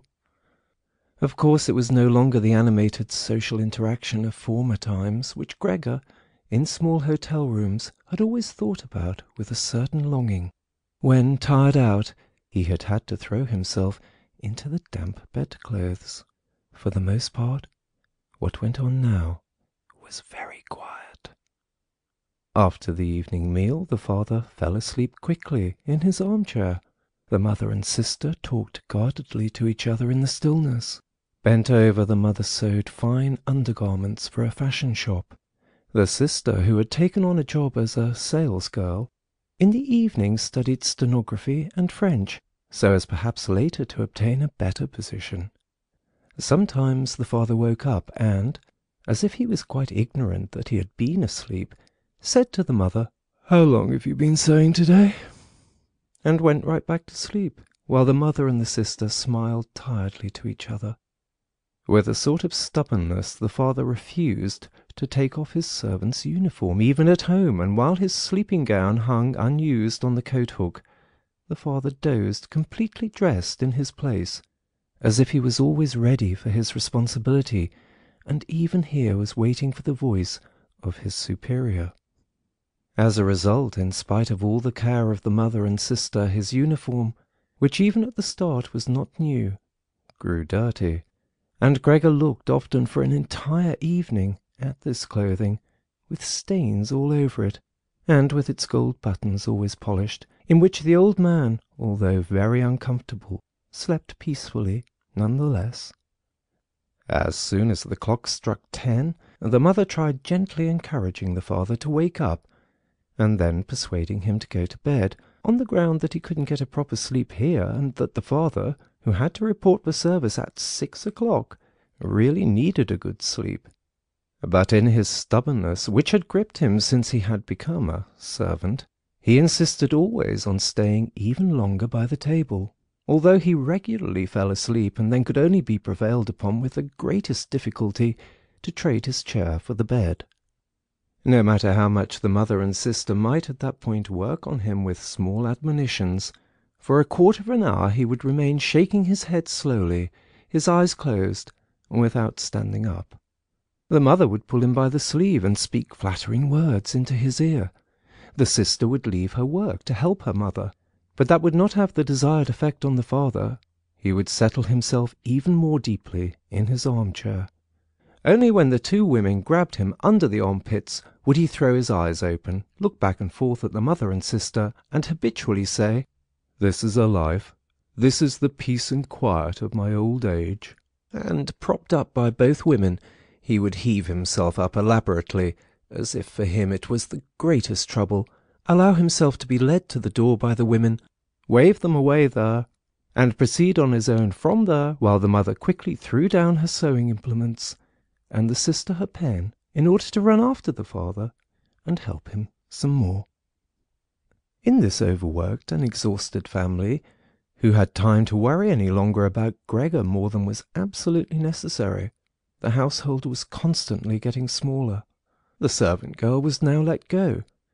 A huge, bony cleaning woman with white hair flying all over her head came in the morning and evening to do the heaviest work. The mother took care of everything else in addition to her considerable sewing work. It even happened that various pieces of family jewellery, which previously the mother and sister had been overjoyed to wear on social and festive occasions, were sold, as Gregor found out in the evening from the general discussion of the prices they had fetched. But the greatest complaint was always that they could not leave this apartment, which was too big for their present means, since it was impossible to imagine how Gregor might be moved. But Gregor fully realized that it was not just consideration for him which was preventing a move, for he could have been transported easily in a suitable box, with a few air-holes. The main thing holding the family back from a change in living quarters was far more their complete hopelessness, and the idea that they had been struck by a misfortune like no one else in their entire circle of relatives and acquaintances. What the world demands of poor people, they now carried out to an extreme degree. The father brought breakfast to the petty officials at the bank. The mother sacrificed herself for the undergarments of strangers. The sister behind her desk was at the beck and call of customers. But the family's energies did not extend any further, and the wound in his back began to pain Gregor all over again, when now mother and sister, after they had escorted the father to bed, came back, let their work lie, moved close together, and sat cheek to cheek, and when his mother would now say, pointing to Gregor's room, "Close the door, Greta," and when Gregor was again in the darkness, while close by the women mingled their tears or, quite dry-eyed, stared at the table. Gregor spent his nights and days with hardly any sleep. Sometimes he thought that the next time the door opened, he would take over the family arrangements just as he had earlier. In his imagination appeared again, after a long time, his employer and supervisor and the apprentices, the excessively spineless custodian, 2 or 3 friends from other businesses, a chambermaid from a hotel in the provinces, a loving fleeting memory, a female cashier from a hat shop whom he had seriously but too slowly courted. They all appeared mixed in with strangers or people he had already forgotten, but instead of helping him and his family, they were all unapproachable, and he was happy to see them disappear. But then he was in no mood to worry about his family. He was filled with sheer anger over the wretched care he was getting, even though he couldn't imagine anything which he might have an appetite for. Still, he made plans about how he could take from the larder what he at all account deserved, even if he wasn't hungry. Without thinking any more about how they might be able to give Gregor special pleasure, the sister now kicked some food or other very quickly into his room in the morning and at noon, before she ran off to her shop.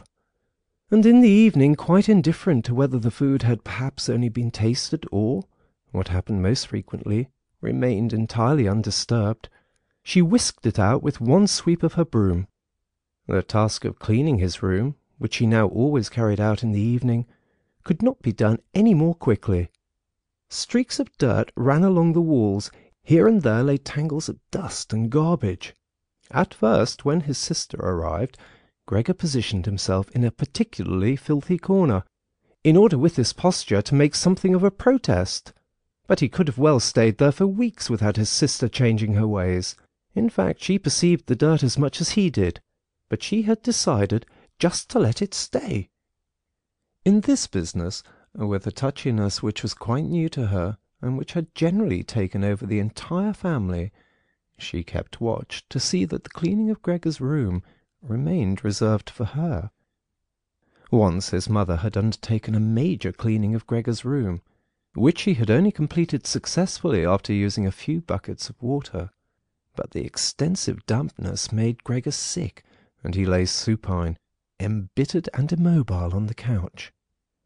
However, the mother's punishment was not delayed for long, for in the evening the sister had hardly observed the change in Gregor's room before she ran into the living-room, mightily offended, and, in spite of her mother's hand lifted high in entreaty, broke out in a fit of crying. Her parents, the father had of course woken up with a start in his armchair, at first looked at her astonished and helpless, until they started to get agitated.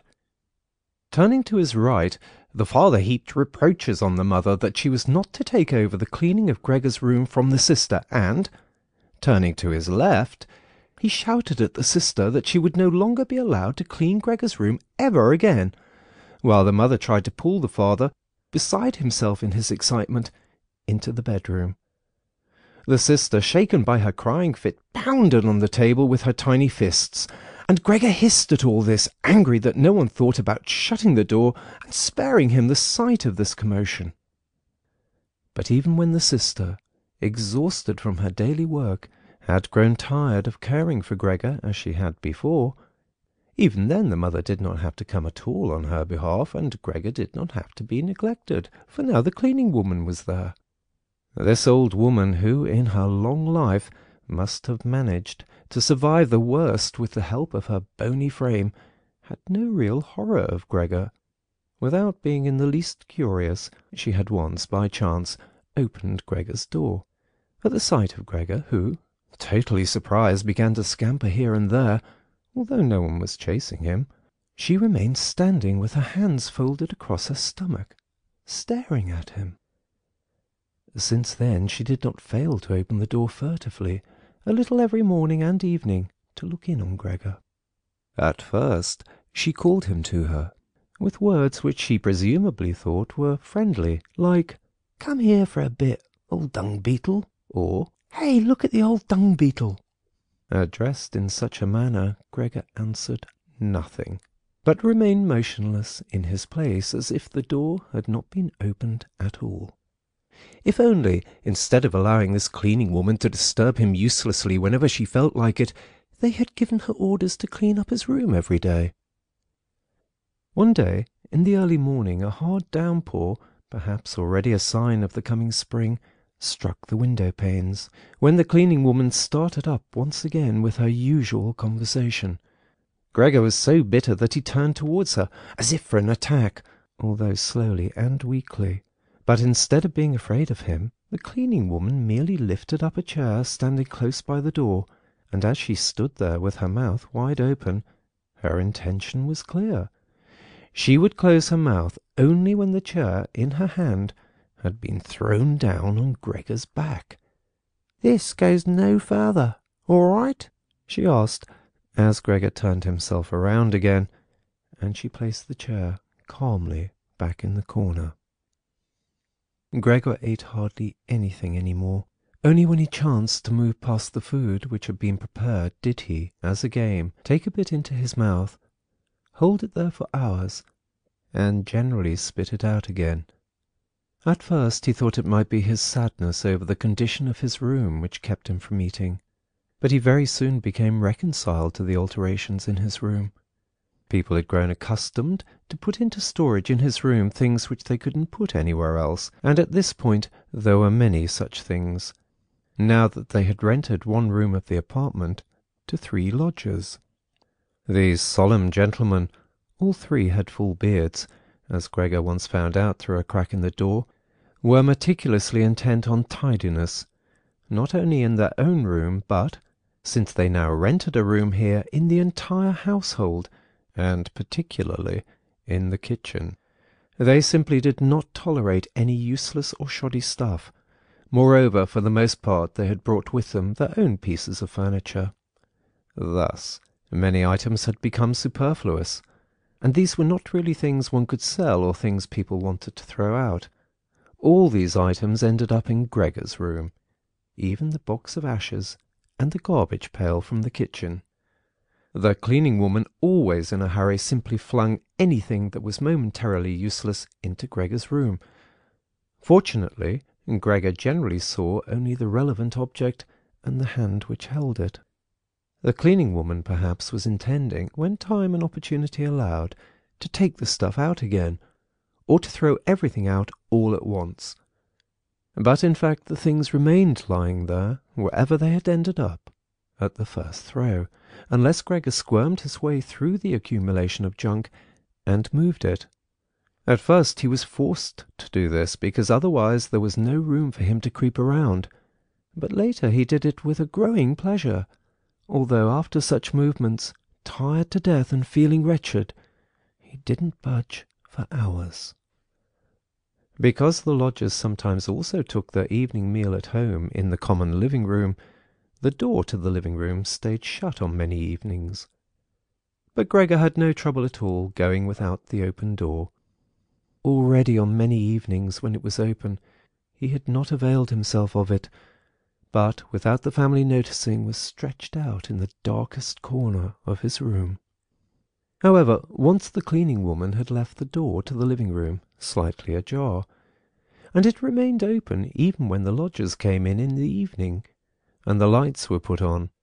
They sat down at the head of the table, where in earlier days the mother, the father, and Gregor had eaten, unfolded their serviettes, and picked up their knives and forks.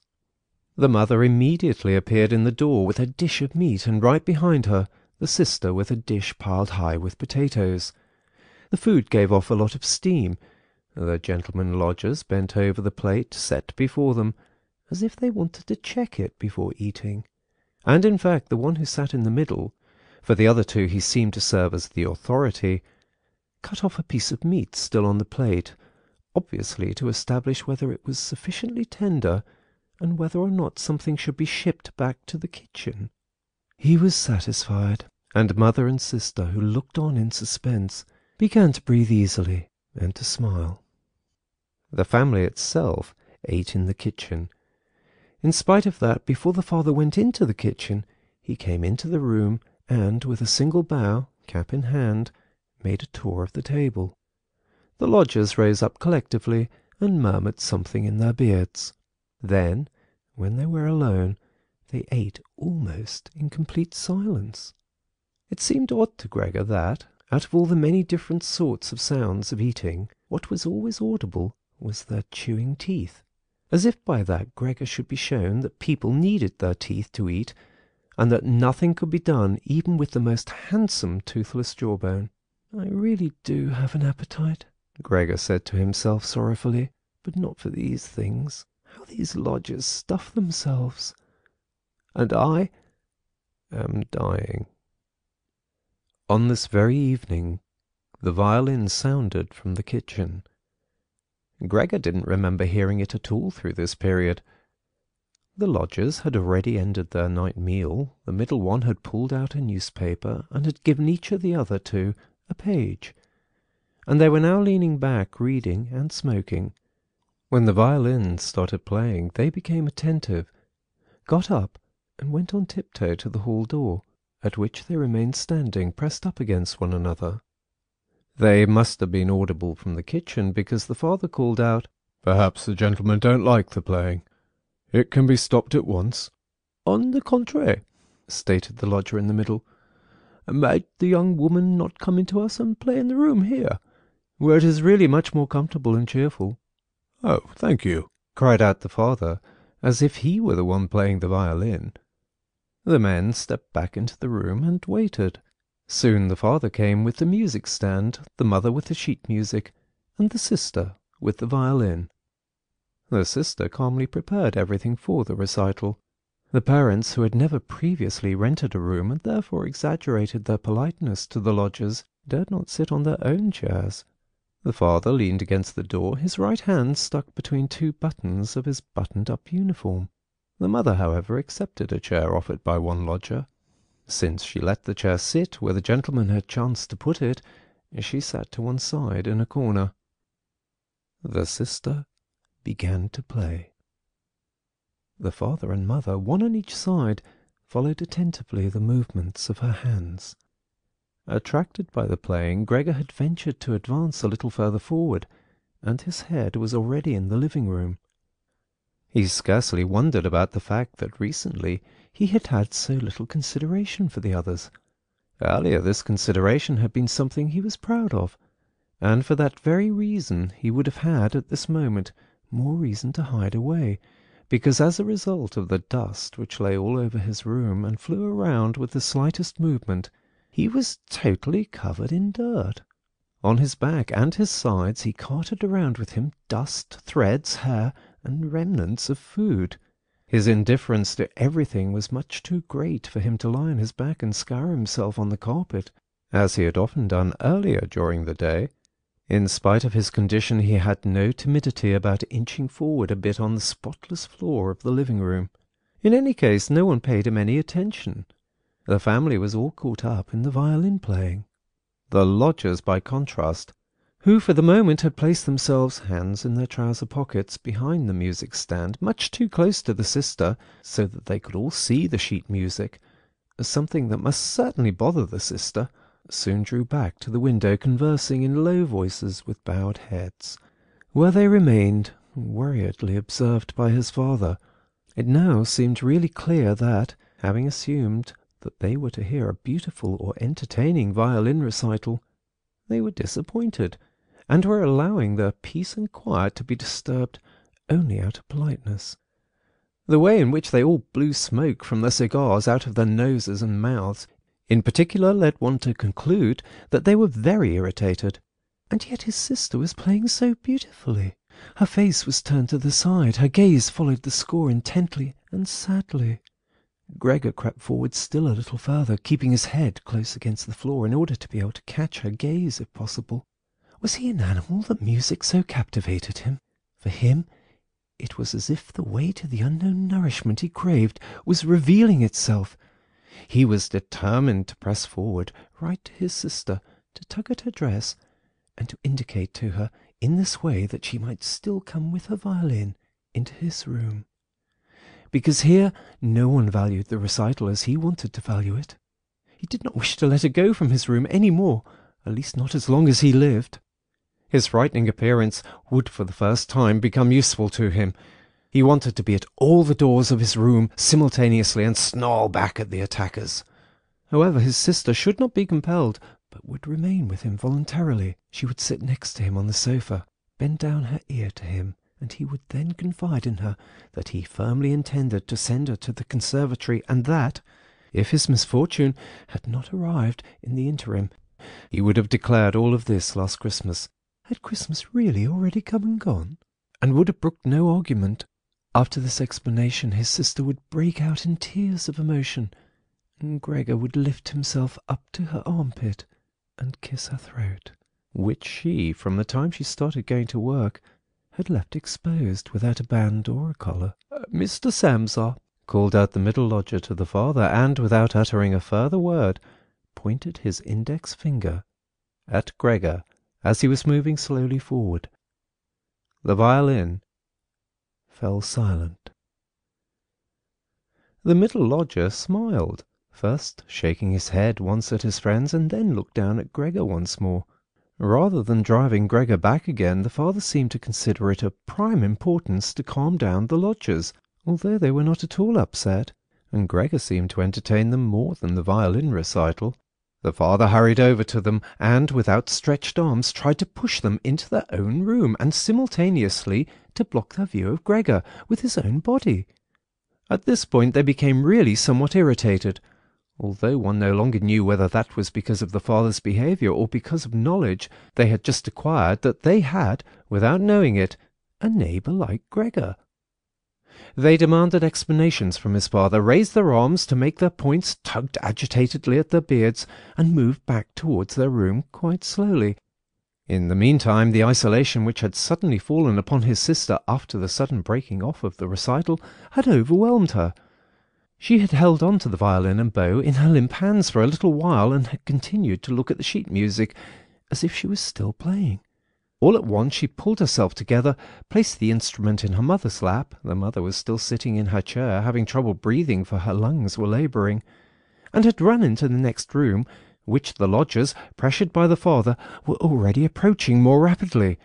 One could observe how, under the sister's practised hands, the sheets and pillows on the beds were thrown on high and arranged.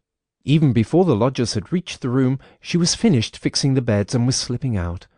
The father seemed so gripped once again with his stubbornness that he forgot about the respect which he always owed to the renters. He pressed on, until at the door of the room the middle gentleman stamped loudly with his foot, and thus brought the father to a standstill. "I hereby declare," the middle lodger said, raising his hand and casting his glance both on the mother and the sister, "that considering the disgraceful conditions prevailing in this apartment and family," with this he spat decisively on the floor, "I immediately cancel my room. I will, of course, pay nothing at all for the days which I have lived here. On the contrary, I shall think about whether or not I will initiate some sort of action against you, something which, believe me, will be very easy to establish." He fell silent and looked directly in front of him, as if he were waiting for something. In fact, his two friends immediately joined in with their opinions. "We also give notice." At that, he seized the door handle, banged the door shut, and locked it. The father groped his way tottering to his chair and let himself fall in it. It looked as if he was stretching out for his usual evening snooze, but the heavy nodding of his head, which looked as if it was without support, showed that he was not sleeping at all. Gregor had lain motionless the entire time in the spot where the lodgers had caught him. Disappointment with the collapse of his plan, and perhaps also weakness brought on by his severe hunger, made it impossible for him to move. He was certainly afraid that a general disaster would break over him at any moment, and he waited. He was not even startled when the violin fell from his mother's lap, out from under her trembling fingers, and gave off a reverberating tone. "My dear parents," said the sister, banging her hand on the table by way of an introduction. "Things cannot go on any longer in this way. Maybe if you don't understand that, well, I do. I will not utter my brother's name in front of this monster, unless I say only that we must try to get rid of it. We have tried what is humanly possible to take care of it, and to be patient. I believe that no one can criticize us in the slightest." "She is right in 1,000 ways," said the father to himself. The mother, who was still incapable of breathing properly, began to cough numbly with her hand held over her mouth, and a manic expression in her eyes. The sister hurried over to her mother and held her forehead. The sister's words seemed to have led the father to certain reflections. He sat upright, played with his uniform hat among the plates which still lay on the table from the lodger's evening meal, and looked, now and then, at the motionless Gregor. End of Chapter 3, Part 1. Chapter 3, Part 2. "We must try to get rid of it," the sister now said decisively to the father, for the mother, in her coughing fit, was not listening to anything. "It is killing you both. I see it coming. When people have to work as hard as we all do, they cannot also tolerate this endless torment at home. I just can't go on any more." And she broke out into such a crying fit that her tears flowed out down onto her mother's face. She wiped them off her mother with mechanical motions of her hands.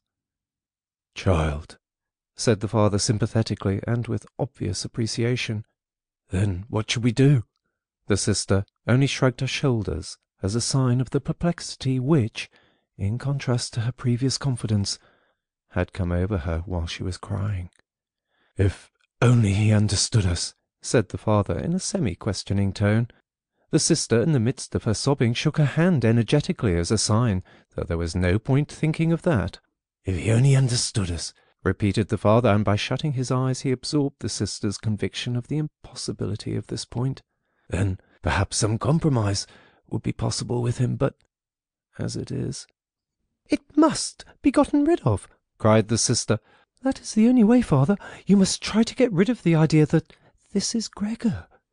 The fact that we have believed for so long, that is truly our real misfortune. If it were Gregor, he would have long ago realized that a communal life among human beings is not possible with such an animal, and would have gone away voluntarily. Then we would not have a brother, but we could go on living and honor his memory. But this animal plagues us. It drives away the lodgers, will obviously take over the entire apartment, and leave us to spend the night in the alley. Just look, father," she suddenly cried out. "He's already starting up again." With a fright which was totally incomprehensible to Gregor, the sister even left the mother, pushed herself away from her chair, as if she would sooner sacrifice her mother than remain in Gregor's vicinity, and rushed behind her father, who, excited merely by her behaviour, also stood up and half raised his arms in front of the sister as though to protect her. But Gregor did not have any notion of wishing to create problems for anyone, and certainly not for his sister. He had just started to turn himself around in order to creep back into his room, quite a startling sight, since, as a result of his suffering condition, he had to guide himself through the difficulty of turning around with his head, in the process lifting and banging it against the floor several times. He paused and looked around. His good intentions seemed to have been recognized. The fright had only lasted for a moment. Now they looked at him in silence and sorrow. His mother lay in her chair with her legs stretched out and pressed together. Her eyes were almost shut from weariness. The father and sister sat next to one another. The sister had set her hands around the father's neck. "Now perhaps I can actually turn myself around," thought Gregor, and began the task again. He couldn't stop puffing at the effort, and had to rest now and then. Besides, no one was urging him on. It was all left to him on his own. When he had completed turning around, he immediately began to wander straight back. He was astonished at the great distance which separated him from his room, and did not understand in the least how, in his weakness, he had covered the same distance a short time before, almost without noticing it. Constantly intent only on creeping along quickly, he hardly paid any attention to the fact that no word or cry from his family interrupted him. Only when he was already in the door did he turn his head, not completely, because he felt his neck growing stiff. At any rate, he saw that behind him nothing had changed, only the sister was standing up. His last glimpse brushed over the mother, who was now completely asleep. Hardly was he inside his room when the door was pushed shut very quickly, bolted fast, and barred. Gregor was startled by the sudden commotion behind him, so much so that his little limbs bent double under him. It was his sister who had been in such a hurry. She had stood up right away, had waited, and had then sprung forward nimbly. Gregor had not heard anything of her approach. She cried out, "Finally!" to her parents, as she turned the key in the lock. What now? Gregor asked himself, and looked around him in the darkness.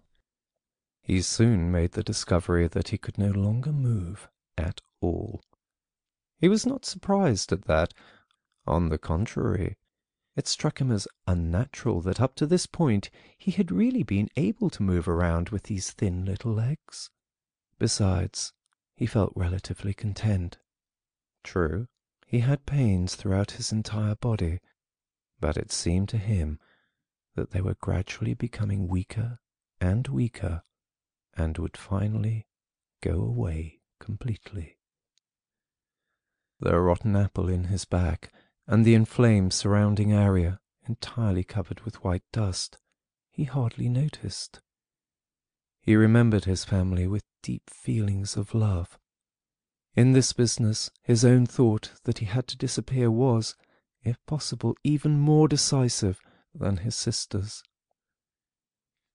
He remained in this state of empty and peaceful reflection until the tower clock struck 3 o'clock in the morning.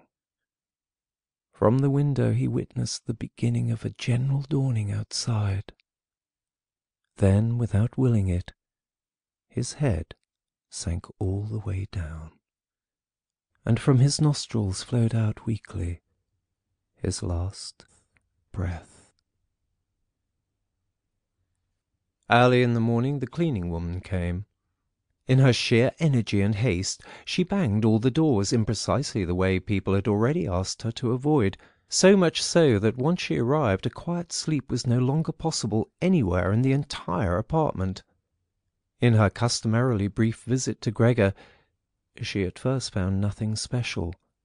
She thought he lay so immobile there because he wanted to play the offended party. She gave him credit for as complete an understanding as possible. Since she happened to be holding the long broom in her hand, she tried to tickle Gregor with it from the door. When this was quite unsuccessful, she became irritated and poked Gregor a little, and only when she had shoved him from his place without any resistance did she become attentive. When she quickly realized the true state of affairs, her eyes grew large. She whistled to herself. However, she didn't restrain herself for long.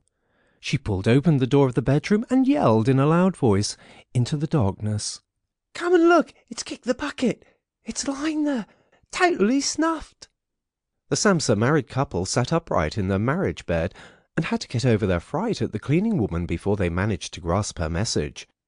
But then Mr. and Mrs. Samsa climbed very quickly out of bed, one on either side. Mr. Samsa threw the bedspread over his shoulders. Mrs. Samsa came out only in her nightshirt, and like this they stepped into Gregor's room. Meanwhile, the door of the living room, in which Greta had slept since the lodgers had arrived on the scene, had also opened. She was fully clothed, as if she had not slept at all. Her white face also seemed to indicate that. "Dead?" said Mrs. Samsa, and looked questioningly at the cleaning woman, although she could check everything on her own and even understand without a check. "I should say so," said the cleaning woman, and, by way of proof, poked Gregor's body with the broom a considerable distance more to the side. Mrs. Samsa made a movement as if she wished to restrain the broom, but didn't do so. "Well," said Mr. Samsa, "now we can give thanks to God." He crossed himself, and the three women followed his example. Greta, who did not take her eyes off the corpse, said, "Look how thin he was.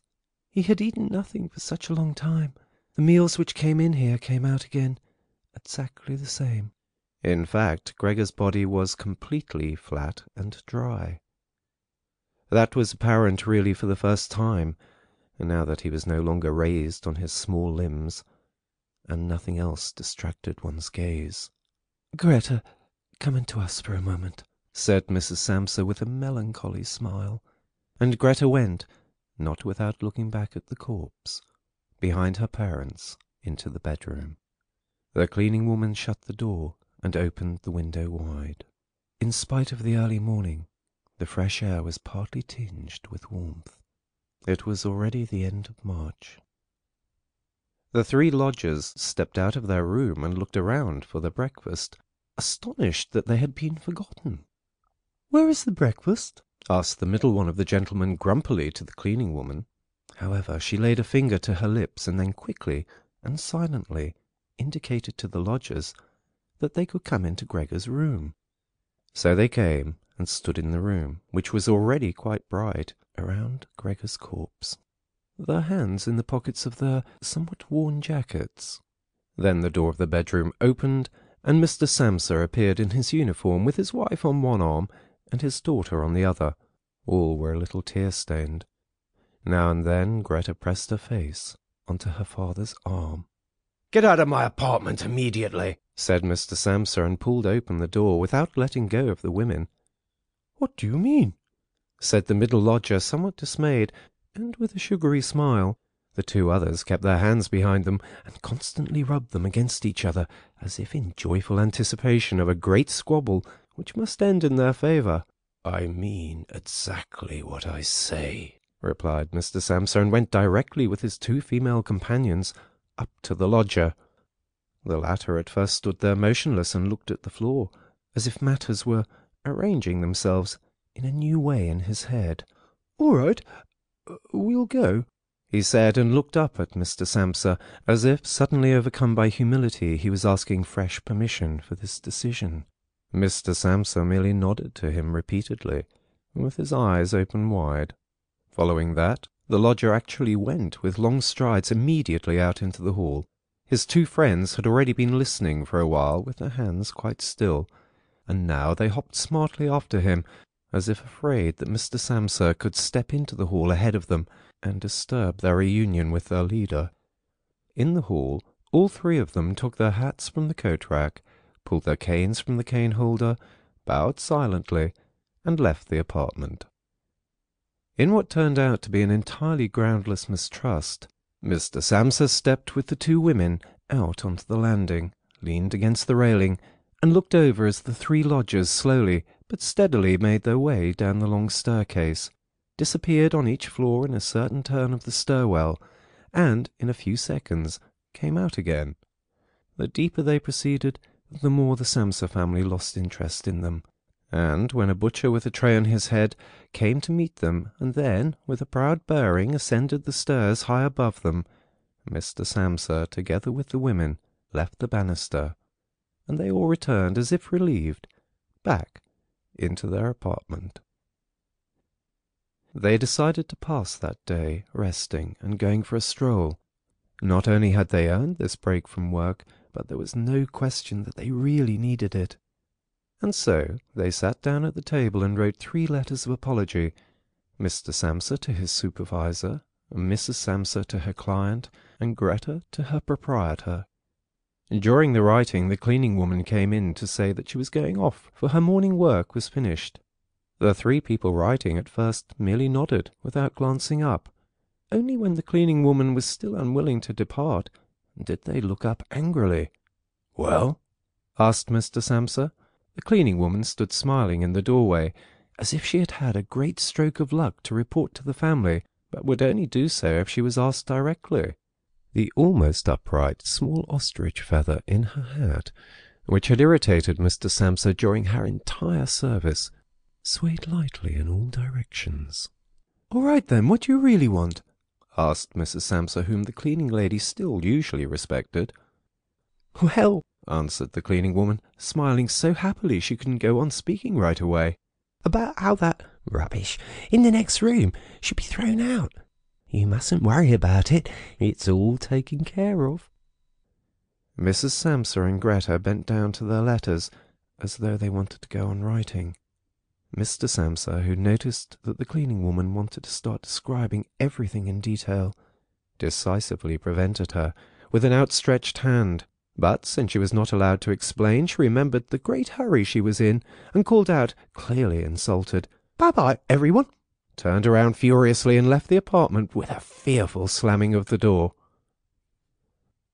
"This evening she'll be let go," said Mr. Samsa, but he got no answer from either his wife or from his daughter, because the cleaning woman seemed to have upset once again the tranquillity they had just attained. They got up, went to the window, and remained there with their arms about each other. Mr. Samsa turned around in his chair in their direction and observed them quietly for a while. Then he called out, "All right, come here then. Let's finally get rid of old things, and have a little consideration for me." The women attended to him at once. They rushed to him, caressed him, and quickly ended their letters. Then all three left the apartment together, something they had not done for months now, and took the electric tram into the open air outside the city. The car, in which they were sitting by themselves, was totally engulfed by the warm sun. Leaning back comfortably in their seats, they talked to each other about future prospects, and they discovered that on closer observation these were not bad at all, for the three of them had employment about which they had not really questioned each other at all, which was extremely favourable, and with especially promising prospects. The greatest improvement in their situation at this moment, of course, had to come from a change of dwelling. Now they wanted to rent an apartment, smaller and cheaper, but better suited, and generally more practical than the present one, which Gregor had found. While they amused themselves in this way, it struck Mr. and Mrs. Samsa almost at the same moment how their daughter, who was getting more animated all the time, had blossomed recently, in spite of all the troubles which had made her cheeks pale, into a beautiful and voluptuous young woman. Growing more silent, and almost unconsciously understanding each other in their glances, they thought that the time was now at hand to seek out a good, honest man for her. And it was something of a confirmation of their new dreams and good intentions when, at the end of their journey, their daughter got up first and stretched her young body. End of the Metamorphosis by Franz Kafka.